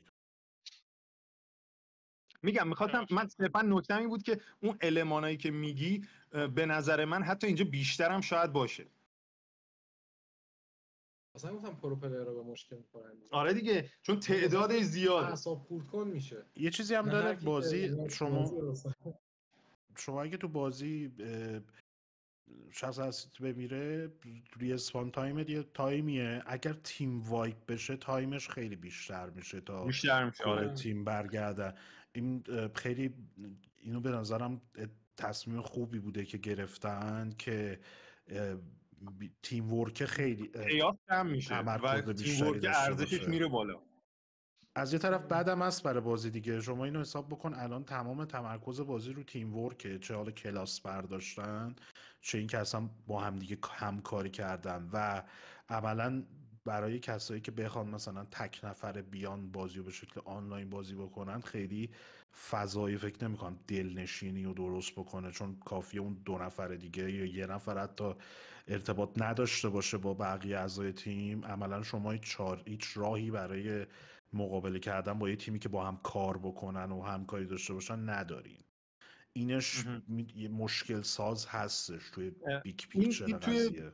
آره همیشه بازی تیمی توی اون بخش کامپتیتیوش، حالا خودت هم مثلا سی اس و اینا زیاد بازی کردی میدونی دیگه، تو کامپتیتیوش همینجوری هست، یه نفر معمولا گند میزنه تیم کلا خراب میکنه معمولا. مثلا اینی که خیلی وابسته است به همون کامپوزیشنه، مثلا تو امین مثلا هیلر باشه، من اون تانکه باشم، امین منو هیل نکنه به درد نمیخوره. یا مثلا اونی که ریوایو میکنه، اون دستگاه شوکه بود که سری ریوایو میکنه، حالا مکانیک ریوایوش هم به نظر من جذابه که اون علمکشو میتونی ورداری پرت کنی بندازی یه طرف دیگه، فعلا درگیری تو انجام بدی بعد بری اونجا سیف قشنگ ریوایو کنی طرفو. دقیقاً برعکسش هم هست. من دیدم یکی که مثلا دشمنا رو کش براشون دشمنا رو بعدش پکیج دیگه نتونن برن سیوشون که وایس آره یعنی یعنی برعکسش هم اتفاق میفته.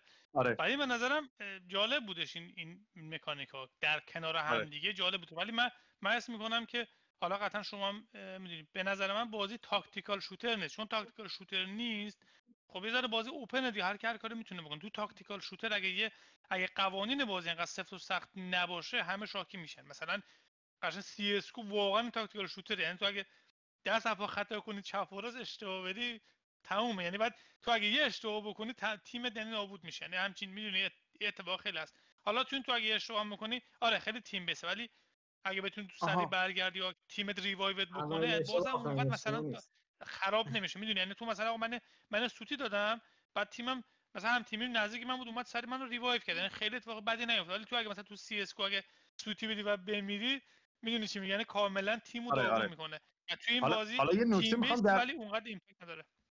بگو. آره حالا میخوام یه چیزی ادامه این بگم. این بازیایی که میرن سمت ای اسپورت معمولا یه المانی دارن که کامیونیتی بهش میگه کلاچ کردن.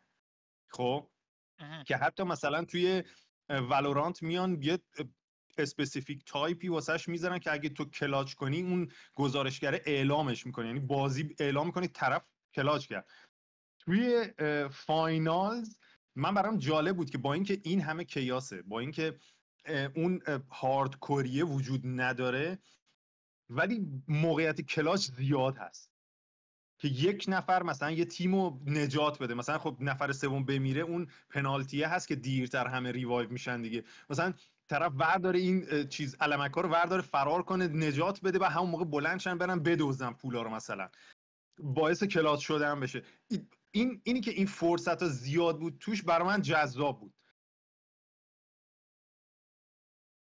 یعنی میتونید مثلا یه نفره مثلا یه تیمو کری کنی، یه کارهای عجیب و خلقه ای بکنی. آره دیگه من تو اوورواچ هم اتفاق میفته. یعنی بعضی مواقع تو بازی با هم بچه هست که یه هیلر واقعا تیمو نجات میده. میدونی یعنی یه هیلر یه تیمو نجات میده و مثلا ام وی پی هم میگیره. خیلی گوگل سرچ کنی خیلی اتفاق میفته. مثلا مرسی مثلا تیمو سیف کرده، میدونی قشنگ ام وی پی هم گرفته مثلا ترکونده. این میگم به دینامیک بازی اضافه میکنه دیگه، میدونی.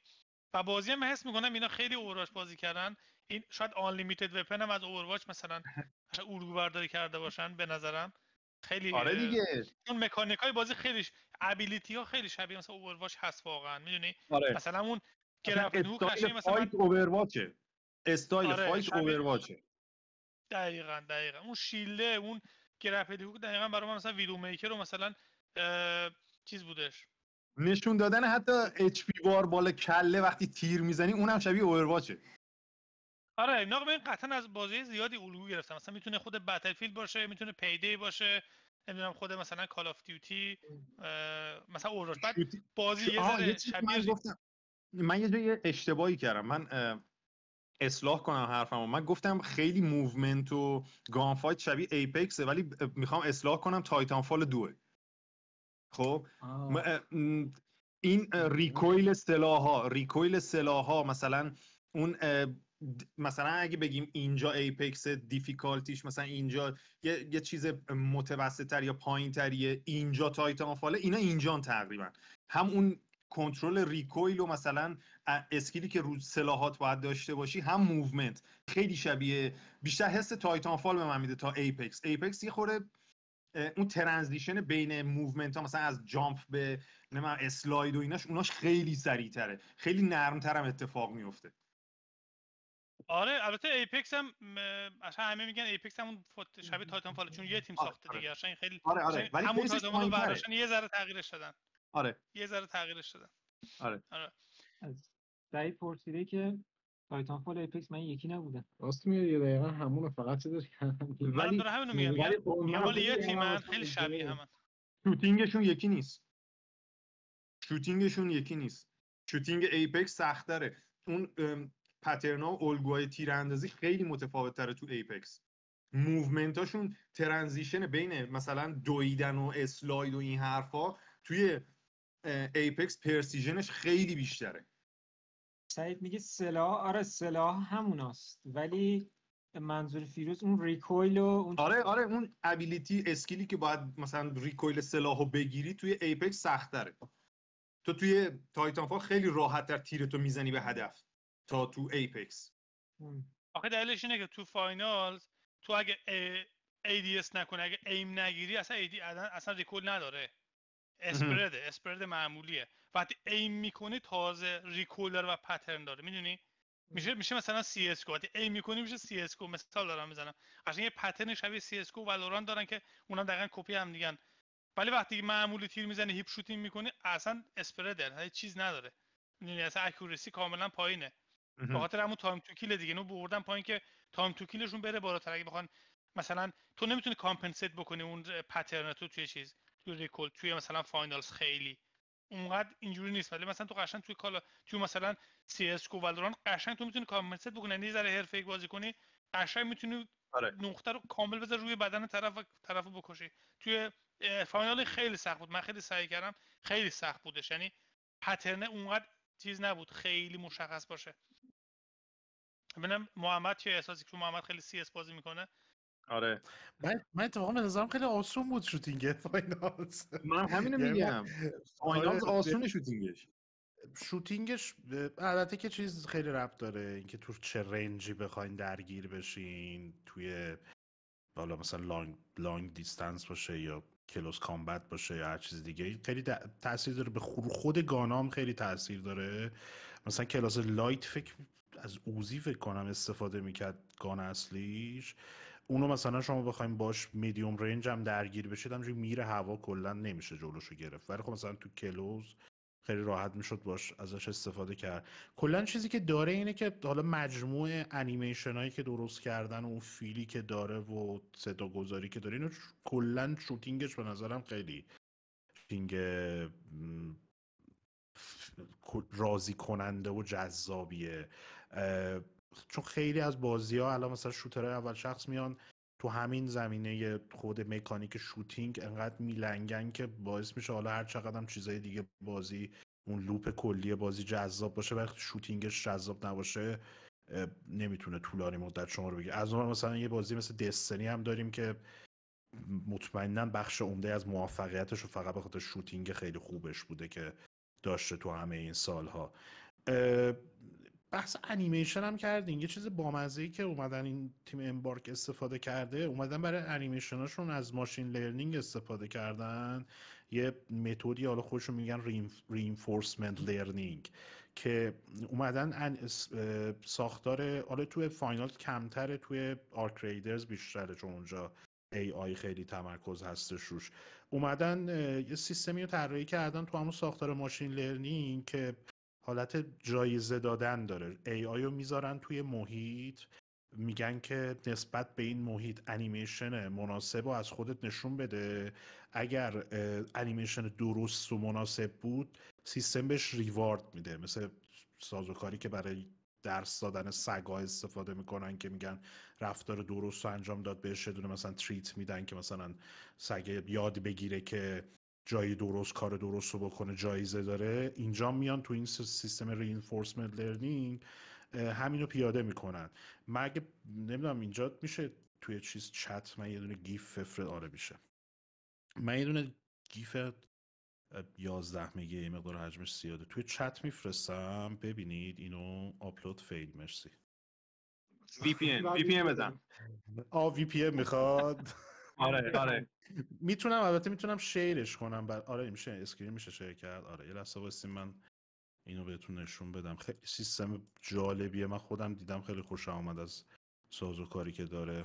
داشت تا استریم کنم که خیلی اینو میبینین تصویر رو. آره الان میان تو این سیستم قشنگ هیچ انیمیشن پریستی وجود نداره، هر چیز هست رو خود ساختار ماشین لرنینگ میاد میگیره. موقعی که برخورد پیدا میکنه این بیاد چه ریاکشن مناسبی رو روی اون ترینی که داره حرکت میکنه نشون بده. بخواین من میتونم یه تیکه از آرک ریدرز هم بهتون نشون بدم، حالا که جمع خودی کپی رایت نداریم. من آرک ریدرز یه تیکه رو بهتون نشون بدم که ببینید این سیستم رو چجوری پیاده کردن توی خود بازی. ببین آرک ریدرز خیلی عجیب بود. حالا من یه اتفاقی افتاد بعداً اینجا اگه نگاه بکنید خود رکورد کردی محمد؟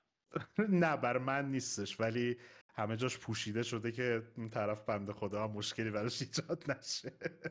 اوکی. این آره بزن یه ذره بیارم عقب‌تر که اینجا همین سیستم رو پیاده کردن روی انیمیشن این درون اسپایدر درونه که داره میاد، دقیقاً از همون ساختار ماشین لرنینگ انیمیشنشو طراحی کردن. میاد این پایین کاملا خودش میفهمه که روی این ترین جدیدی که هست چه انیمیشنی باید براش اجرا بشه و چه ریاکشنی رو داشته باشه. این خودشون گفتن از این سیستم تو فاینال کجاش استفاده میشه؟ تو فاینالز کجاش استفاده میشه؟ گفتن که استفاده کردن. من خودم هم هرچی سرچ کردم و این چیزا پیدا نکردم که دقیقاً چه سیستم و کجای بازی استفاده میشه. اینجا این AI اونجا پلیرن همه. میتونه انیمیشن کرکترهایی که شما میبینید با توجه مثلا به اینکه یوهو اگه زیرش تخریب بشه یا اینکه مثلا یه بلای خاصی سرش بیاد یا اینکه مثلا از یه جای سقوط کنه، میتونه اونم مثلا یه انیمیشن رلوونسی رو بیاد براتون نشون بده. یعنی من پیش بینیم اینه که همچین داستانیه. آره ولی واسه اینکه نمیدونن پلیر در آن واحد تو چه موقعیتایی میتونه باشه، حالتاشو بلد نیستن، به AI میگن برامون اجراش کن. همون میگم اینکه تو فاینال دقیقاً چجوری استفاده کردن نمیدونم، ولی یه دونه تو سایت خودشون یه دونه بلاگ هم دارن که تو اون کامل این سیستم رینفورسمنت لرنینگ رو توضیح دادن دربارش که چجوری دارن تو بازی استفاده میکنن و کجا استفاده شده. من مثالی که براش پیدا کردم همین آرک ریدرز بود تو این تیکش. اینم از بتاییه که الان داره برگزار میشه. خیلی سفت و سختم هستن، هرچی ازش فوتج بیاد سری میزنن پاکش میکنن، ولی دیدم که دقیقا همون مثاله که توی اون اسپایدر درونه که خودشون تو بلاگشون گذاشتن و اینجا قشنگ میشه دید توی انیمیشناشون. کلا که اسم یوزر استیمتو میذارن رو صفحه که چیز نشه. میگم اسم یوزر استیمتو رو صفحه اینجوری حرکت میدن که لونر. الان من دیدم رو ویدیو دیدم شطرنجی کرده بود حرکت میکرد رو شطرنجی. آره کلا که منظور این که خیلی تیمی ان که نیومدن مثلا آنریل رو بگیرن بگن خب حله بعد بسازیم و بدیم بره. همین که هی خودشون اینویشن کردن، هی چیزهای جدید اضافه کردن، سیستم‌های جدید توی انجین قرار دادن. همین که یه سری گیرایی که آنریل داره الان خیلی این بیماری افتاده به جونش و اینجا درگیرش نیستن. یعنی شما مثلا شیدر استاتر اصلا تو بازی نمیبینی، با اینکه محیطا بزرگه و دیتیل زیادی توش وجود داره و اینا. یا اینکه تو بتا اولیه مقدار فریم و اینا مشکل داشتش، تو بتا دومی خیلی خوب بازی پرفورمنسش خیلی خوب شده به نظرم. برای که بازی آنلاینی که دارن با آنریل روش کار میکنن از لحاظ پرفورمنس خیلی وضعیتش خوبه، چون لازم هم داره بازی آنلاین باید از لحاظ پرفورمنس یه جوری باشه که بتونه یه دایره گسترده یا از هاردور پشتیبانی بکنه. یه خورده وقتمون داره میره رو به آخر. یکی از سوالایی که مهمه ازش رد نشیم اینه که در حال حاضر بازی از چه لحاظ ابیلیتی، کلاس، گان پلی، هر چیزی، اسلحه و هر چیزی بالانس هست در نهایت یا نه؟ تجربتون چطور بوده شمایی که مثلا بازی کردین؟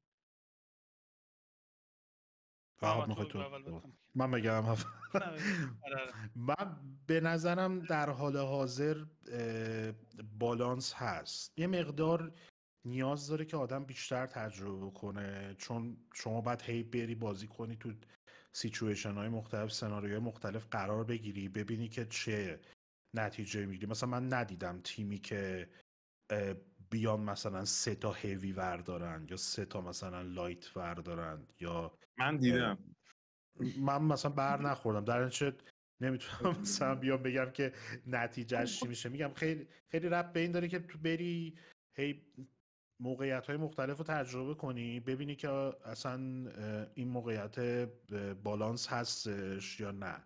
ولی چیزی که من تو این تجربه 10-15 ساعت داشتم به نظرم کلیت، یعنی مجموع موومنت، تغییرات موومنت، تغییرات اسلحه، تغییرات ابیلیتی ها و حتی مثلا میزان هلس باری که دارن، چون هیوی ها بیشتر دمیج میخورن، میتونن تحمل بکنن مقابل دمیج.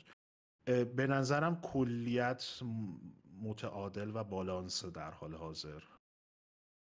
یه خورده این فلیم ترورش توی این اون اصلا فضاهای بسته، مثلا اون ساختمان‌های کوچیکش حس نمی‌کنی مثلا خیلی بی‌انصافی؟ مثلا آخه نکتهش اینه، چیزشو دیدم، تو فلیم ترور رو فلیم ترور وقتی بهت شلیک میشه، ببین وقتی بهت تیر میزنه فلیم تروره هیچی نمیبینی، اون آتیشه کورت میکنه، یعنی هم فلش بنگه هم دمیج میده. بعد تازه چون حالا اگه کسی نمیدونست مکانیک اسپرد آتیش داری، یعنی اگر زیر پات چوبی باشه طرف آتیشو به خودت هم نزنه، بزنه به اون چوبه، زیرت آتیش میده. مثلا درخت‌ها رو آتیش میزنه، همینجوری شروع میکنه مپو به گند کشیدن میره جلو. من خودم مقابلش تاکتیک مقابلش تونستم مثلا یکی دو بار هم ببینم، هم خودم استفاده کنم که جواب داد این بود که اگه میدیدم یکی داره با فلم تور میاد تو محیط، سریع گوگرینت مینداختم سمت طرف. گوگرینت که مینداختیش کافی بود طرف فلم تورش رو شلیک بکنه، کل اون گوه آتیش میگیره و اگه نزدیکش باشه درجا میکشتش. یعنی بدلی که من دیدم براش میشد استفاده کرد. آره منم افکت وی فیکسی که موقع دمیج میشه توسط فلم تور هست بنظرم خیلی تند و تیزه، اصلا رسما کل اسکرین رو میگیره، ولی بازم به نظرم یه مقدار دمیجش رو متعادل بکن، کمتر بکنن یا مثلا اسپریدش رو کمتر بکنن چیزی نیست که بخواد آفت بشه برای بازی. وهاب تو چی؟ ببین من به نظرم 70-80% مکانیک بازی خوب بود، یعنی قابل بازی. بعضیاشون نه. مثلا من اسنایپر رو اصلا نمیتونستم روش بازی کنم. چرا؟ چون معمولا همه این کش‌ها داخل ساختمون بودن. من یا باید میرفتم از نزدیک اسنایپر میزنم، از دور که اصلا نمیتونستم کاری بکنم. یعنی دو سه دست اسنایپر برداشتم با این لایته، هیچ موقعیت باز اتفاق نیفتاد و تقریبا هیچ کاری نتونستم بکنم باشه. من به نظرم اسنایپر نمیدونم، یعنی باید سکندری مثلا اسلحه داشت، یه جایی مثلا میدونست نمیتونم کاری کنم، میدونی که مثلا میخوای ریلود کنی جی رو میزنی سریع، اجازه قبلا نمیداد، قبلا اینو نمیداد، ولی الان تو وقتی مثلا میمیری جی رو میزنی میتونی سویچش کنی سریع توی یه چیز دیگه، که مثلا این یه مکانیکی بود که بعدن اضافه کرده بودن، قبلا اینجوری نبودش.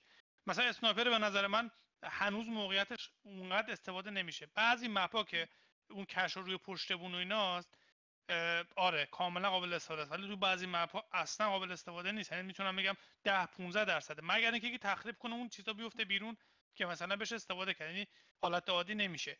نکته دومی که به نظرم یه ذره من دوست داشتم اونان پلیر میدیدم اونم اینه که من تیم بلو هم، یعنی رنگ من آبیه و من تو یو آی ام آبی میبینم، دو تا تیم دیگه دو تا رنگ دیگه ان. دوست داشتم هایلایت انمیان با همون رنگا بود که بدونم الان این چیزی که دارم میبینم الان این کش دست تیم 2 تیم مثلا 3، اینو من دوست داشتم ببینم. حالا جفت تیم‌ها انمی‌ها قرمزه و من نمیدونم کدوم تیمه. به نظرم این به عنوان یو ایکس میتونه این کمک بکنه. در مورد فلیم هم موافقم، اوپیه فلیم، واقعا اوپیه، یعنی مثلا استفاده کنی در واقع چیز میکنه دیگه. بعد نکته‌ای که به نظرم یعنی شاید مثلا برای بتای ذره زوده، این که مثلا تو مجبور میشودی بری، چون من مثلا بعضی بازیکنایی که خیلی خوب بازی میکردن رو میدیدم یه اسلحه خیلی باحال داره، بعد من ندارم، بعد میرفتم بازی میکردم، پول جمع میکردم، میرفتم میخریدمش. یعنی اینم یه ذره به نظرم برای بتا تست یه ذره زود بود،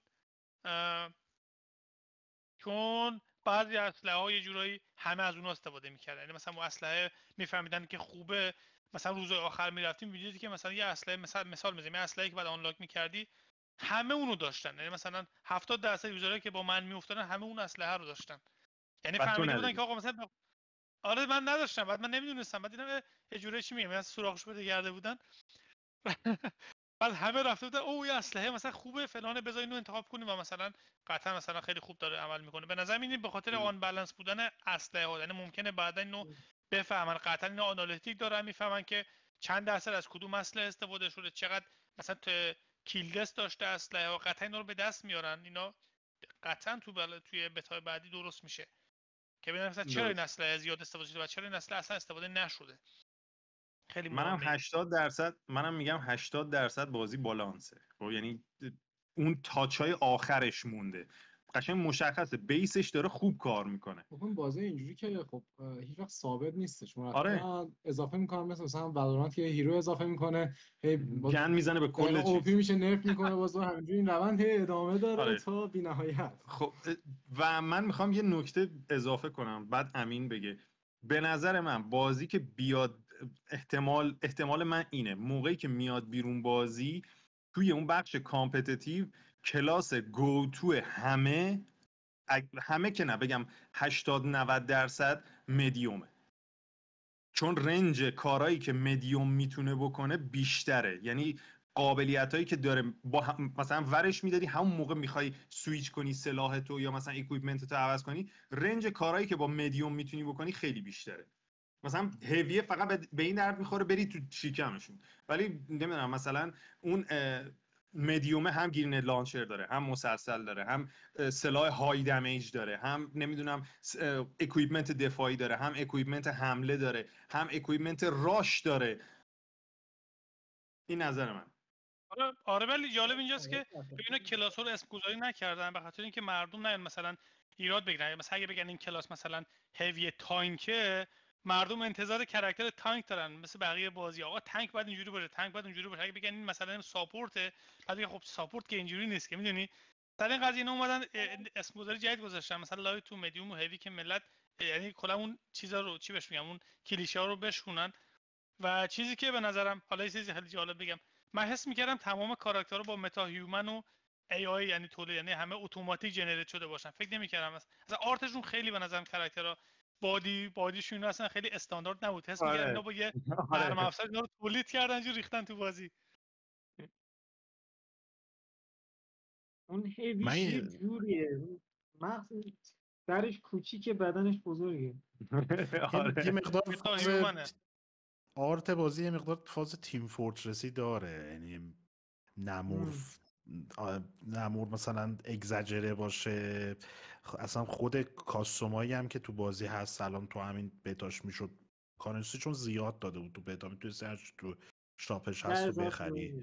آره میرفتی نگاه میکردی همه چیو کلن خیلی اوورد تاپ و قشنگ انگار کل بازیه انگار که تزریق آدرنالین دارم میکنم بهش دیگه، همش هی داره زور میزنه که آقا هیجان و این جذابیت قضیه رو بتونه زیاد بکنه. من این انتهای صحبتام یه نکته هم آخرش اشاره بکنم. بازی بیتای دوم یه دلیل به یه خاطر نشون داد که میتونه بازی موفق باشه، اونم به این خاطری که از روز دوم همه توش چیت داشتن میزدن. به یه رو ایزی آنتی چیت که اکثر بازی‌های آنریل همینجوری بای دیفالت ازش استفاده میکنن که واقعا هم فاجعه است. یه روز دوم آورد، از روز دوم ما یه کلمه دیگه برای فاجعه استفاده میکنیم. نمیشه گفت. آره میگم از روز دوم والهک و ایمبات و من حتی مثلا ویدیو میدیدم که طرف مثلا تو چیتی که استفاده میکرد تو چیت انجینی که داشت میزد مثلا میپرید میرفت یه جای دیگه تلپورت میشد یه جای دیگه، اصلا یه وضعیت وخیمی داره. از یه طرف این نشونه هم بده هم خوب. بعدش به این خاطر که اینا اصلا تا حالا فکری نکردن برای آنتی چیت. خوب از یه جهت که اصولا بازیایی که پر مخاطبن و میتونن مخاطب رو جذب کنن انقدر سری براشون چیت و این چیزا راه میفته یا ملت میرن سراغ چیتش. یه نشونه ایه که بازیه میتونه مخاطب زیادی داشته باشه و بازی آنلاین هم نیاز داره، هر چقدر بازی خوب باشه نیاز داره که پلیر زیادی داشته باشه تا بتونه دووم بیاره برای مدت زیاد. شاید چیتا رو خودشون پخش کردن. بعید میدونم دیگه تو بتا دیگه قد چیز کنن. یکی اونجا همینجوری فکر میکرده، گفته بذار چیت بدیم به یه سری آدم بریزن بات مثلا بریزه اون تو، چون تو بتای آخر هم یه سری بات توش بود. یعنی یه سری مچا میرفتی که قشنگ باتا رو میدیدی، یارو وایساده تو دیوار رو داره نگاه میکنه مثلا ایم میکنه. خب من حدسم اینه مثلا چیتو دادن به بات گفتن برو علی ببین چیت فکر نمی‌کنم توی توی بتا آخری فکر نکنم بات باشه، چون انقدر یوزر داشتم. من مثلا بتا قبلی مثلا یه مچ می‌زدم، مثلا بعد 5 دقیقه وای می‌سادم مثلا یه بازی پیدا می‌شد. تو بتا آخری هم 2 هفته بودش، آخر اکتبر. مثلا من یعنی سرچ می‌کردم مثلا 10-15 ثانیه مچ رو پیدا می‌کرد و بعداً هم که تموم شد دیدم که همزمانی یوزرشون 267000 تا اینا بوده در روز و رو هم رفته 7.5 میلیون یوزر گرفتم و خیلی رقم خوبه واسه بازی که تو بتاه و به نظرم اصلا نیاز به بات نداشتم. ولی تو بتا قبلی آره، تو اگه مثلا مچو پیدا نمی‌کردی، مثلا 2 نفر بودن یه نفر دیگه می‌خواستن، قطعا اون یه نفر رو با بات ریپلیس می‌کنن که تو اون بازی رو از دست ندی، مثلا مچ خراب نشه. به سوالی بپرسم محمد، دارم خفه میشم. چی شد نفهمیدم. هیچی داشت خفه میشد. من الان پیج آکریدیوز رو نصب کردم. من بتا قبلیشون رو بازی کردم و بازی رو حذف کردم. الان رفتم دیدم که انگار بتا جدیده الان انگار آنه، درسته؟ میشه دانلود کرد، درسته؟ من ندیدم ولی نمیشه بازی کرد. نمیشه بازی کرد. الان من بچه برای من دکمه پلی نوش هست. پریروز بود دیتای بتا قبلی رو پاک کردم. الان هنوز آماری ندارم که. الان پلی نو رو گذاشته و نوشته که آره، نوشته که تو قبلا به پلی اینوایت شده، چون من قبلیشون رو بازی کرده بودم. بذار ببینم. میگه استیم اینستال اوکیه. ببینم الان پلی رو زدم رفت نصب شه. دیگه از ریتریس یه موضوع دیگه که حالا خب نشد سریع هیچ. اشاره کنیم بریم بحث ریتریس که ما تو سیستممون که نداشتیم. نه ما تو ویدیوها دیدیم که یه چیزی از ریتریس و اینا ایمپلمنت کردن، چقدر خفن. ما تو فکر کنم با اون سیستم دونه درشت دیگه اینو دیدی دیگه. چراغ داره این، فقط چراغه. من والا اینکه دقت بکنم آپشن ری تریسینگ داره یا نه راستیتش دقت نکردم، ولی چک کردم که همه ستینگ آخر یعنی بالاترین سطح ممکن باشه. نکته ای داشت واسه ما جذاب بود این بود که وقتی تخریب میشه قشنگ لایتینگ انطباق پیدا میکنه با اون محیط جدید، ولی اگه غیر فعال باشه همون سایه‌های قدیمی هنوز توی چیز هست. مثلا سقف سوراخ میشه ازش نور میاد دیگه اگه ری تریس فعال باشه. احتمالاً ری تریسینگ مثلا رفلکشن و اینا نبوده، گلوبال ایلومینیشن بوده دیگه احتمالاً، برای اینکه چون من اینم به نظرم اومد که کاملا مثلا توی محیط‌های بسته که میری به نسبت مثلا رنگی که کف مثلا اون محیط داره یا دیواراش دارن، اون نوری که کلا تو محیط هست به نسبت اون رنگ قشنگ مثل گلوبال ایلومینیشن تغییر میکنه و یه هیوی میگیره از اون رنگه. ولی میگم تو آپشن ها من دقت نکردم که چه گزینه‌ای ری تریسینگ داره و اینکه ممکنه اصلا از چیزای سافر خود آنریل انجین استفاده کرده باشن. ری تریس هاردور ممکنه بوده باشه، نمیدونم اینو شده. به نظر من اصلا لومن استفاده کردن. نظر من اینه که از جی آی استفاده کردن و لومن خود آنریله که داینامیک لایت رو ساپورت میکنه. فکر نکنم ری تریس استفاده کرده باشن. آره، چون خیلی مثلا اونقدر محیطای مثلا رفلکشنی رفلکتر دار نداشتن توی بازی که بخوان ری تریس اضافه کنن که مثلا یه ذره اینو قشنگ‌تر نشون بده. میدونی یه لایت معمولی بود که اون لایت هم داینامیک بود با لومن. به نظرم من اینو قطعا هم از نانو تو فیچر این تیپی استفاده نکردن که بازی سنگین شه. بازی محیطا مشا خیلی اتفاقا سیمپل بودش. خیلی خیلی لو کوالیتی بود. آره خیلی سبک بودش. به عنوان نکته آخر اون 4 نفری که گفتی ایرانی بودن و میتونی واسه ما جور کنی که یه برنامه باشون بریم؟ من حقیقتش نمیشناسمشون، یعنی اونجا فقط رفتم دیدم که بودن. آقا نه، من فقط دوستم اونجا میشتم که الان دیگه اونجا کار نمیکنه، اخیراً جابجا شده. ولی اون بچه‌ها که رفتم اونجا دوستم گفت که ما چند نفر ایرانی دیگه داریم، مثلا فلانی خانومه و 2 تا آقا دیگه بودن، گفتن این مثلا این فلانیه. بعد صحبت کردیم، گفت من تو بک اند دارم کار میکنم، من تو مثلا دارم فلان بخش کار میکنم. یعنی صحبت کردیم، فقط گپ زدیم. ولی خب اونجوری نبود که مثلا من بگم آقا مثلا شماره تلفن تو بده، مثلا این کانتکت تو بده، نه اینجوری نبود اشاره. بعد اصلا نمیشناختمشون از قبل، نه اسم شنیده بودم نه، یعنی نمیشناختم. احتمالاً کسایی بودن که حالا از قبل مثلا رفته بودن اونجا و خیلی توی مثلا اینداستری که الان ما بشناسیم نبودن، از بچه‌ای که خودمون مثلا میشناسیم. آره ایوان حالا من میرم ترکشون میکنم ببینم کیا هستن، بریم هانتشون کنیم. برو لینکدین فکر کنم امبارک بیار بالا این کدوم ایرانی هست. الان گشتی نگرفته. سورت بای نیشن یا نشنالیتی بکن. من سر شب بهش گفتم که آره یه نفر ایرانی هستش و اینا. من کل لینکدین رو بالا پایین کردم پیدا نکردم. گفتم دیگه حالا هستش دیگه. نمیشه شاید بعضی وقت نمیزنن. نه ببین خب قطعا از اسم و فامیلی میشه فهمید، این کاری که نداره اگه بخوای پیدا کنی. بعد ببین الان تو همه شرکت‌ها ایرانی هست، خیلی مثلا چالش نیست پیدا کردن. تو هم لینکدین پیدا کنی، من آدما رو دیدم که تو شرکتان که از قبل نمیشناختم، بعد یه دفعه طرف میگه مثلا من ایرانی ام، مثلا دارم فلان جا کار میکنم. یکی رو مثلا توی شرکت پیدا کردم سوئد، اونم ایرانی بود، اسم فامیلش ایرانی، ولی خب گفت من فارسی بلد نیستم صحبت کنم، من مثلا بزرگ سوئدم. خیلی کم بلدم. از این مورد به منم خورده. کلی کم هم نبوده، کلا بلدم.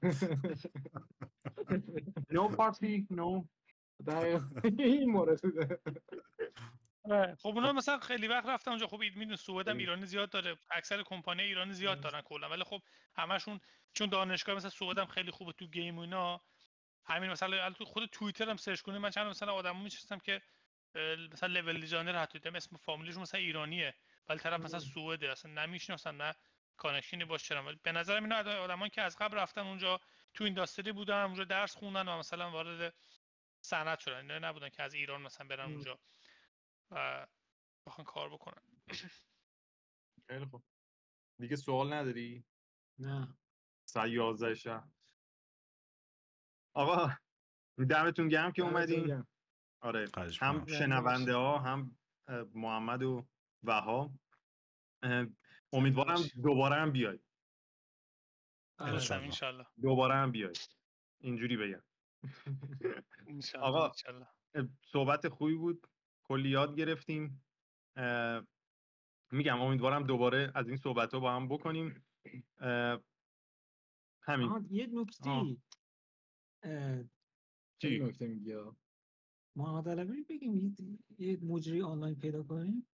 نمیدونم، یا ما محمد علوی رو که الان ریسپان بود و الان یه آره رو مودرن وارفر کار کرده، اون لول معروف اسنایپر رو دیزاین کرده توی مودرن وارفر. دنبال یه مجری میگردیم که فلوئنس باشه زبانش، چون میگفت فارسی بلد نیستم. باهاش صحبت کردم اوکی بود، بیاد پرشین گیم جامز یه برنامه‌اش. محمد تو کلی فارسی بلد؟ من کلی کمی بلدم فارسی. من اتفاقا با محمد علوی زمانی که فیسبوک خدا بیامرز هنوز استفاده میشد یه مقداری باهاش صحبت کرده بودم همونجا. اونجا اولین چیزی که رفته بودم سراغش و اینا، اونم همونجا من فارسی بلد نیستم، دقیق میشه انگلیسی. گفتم باشه حالا انگلیسی صحبت می‌کنیم دیگه.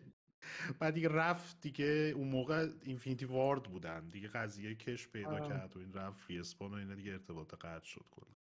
حالا با هر موقع خواستین تو خود پایه‌ای؟ آره چرا که نه. به در لحظه من یه موضوعی می‌کردیم فلوئنت ایوه. حالا من می‌خواستم یه چیزی فقط بگم. من این سایت این خود هیزلاید استودیو که ایتکس رو ساخته، سایتش رو با انجینی اون داکیومنتش فرستادم توی چنل، ممکنه کسی بخواد نگاه کنه. الان که باز کردم فهمیدم که دتالوس پرینسیپل 2 هم با همین انجین ساخته شده که همین الان تاپ هم زده بودن. آره. گذاشتم گفتم شاید کسی مثلا کنجکاو باشه شیر شده دیگه دست بچه‌ها تو اینداستری داره میچرخه. خوبه دیگه وقتی که همین که اینداستری میاد دیتاشو شیر میکنه، به نظرم خیلی کار خوبیه. طرف یه چیزی رسیده و اونو شیر میکنه، بقیه میرن میبینن میگه چقدر خوبه بذار ما هم استفاده کنیم، و بقیه هم داره ساپورت میکنن. یه استودیو رو ساخته، اتفاقا برای همون استودیو هم خوبه، چون اگه شرکت‌های دیگه این انجین رو بگیرن دیولپ کنن آپدیتش بکنن، اون اصلی هم در دسترس، یعنی دسترسی داره بهش و برای اونم خوبه. میدونی همین. دمتون گرم، شبتون بخیر تا برنامه بعد. خداحافظ. مخلصم، زنده باشید دوستان، خداحافظ.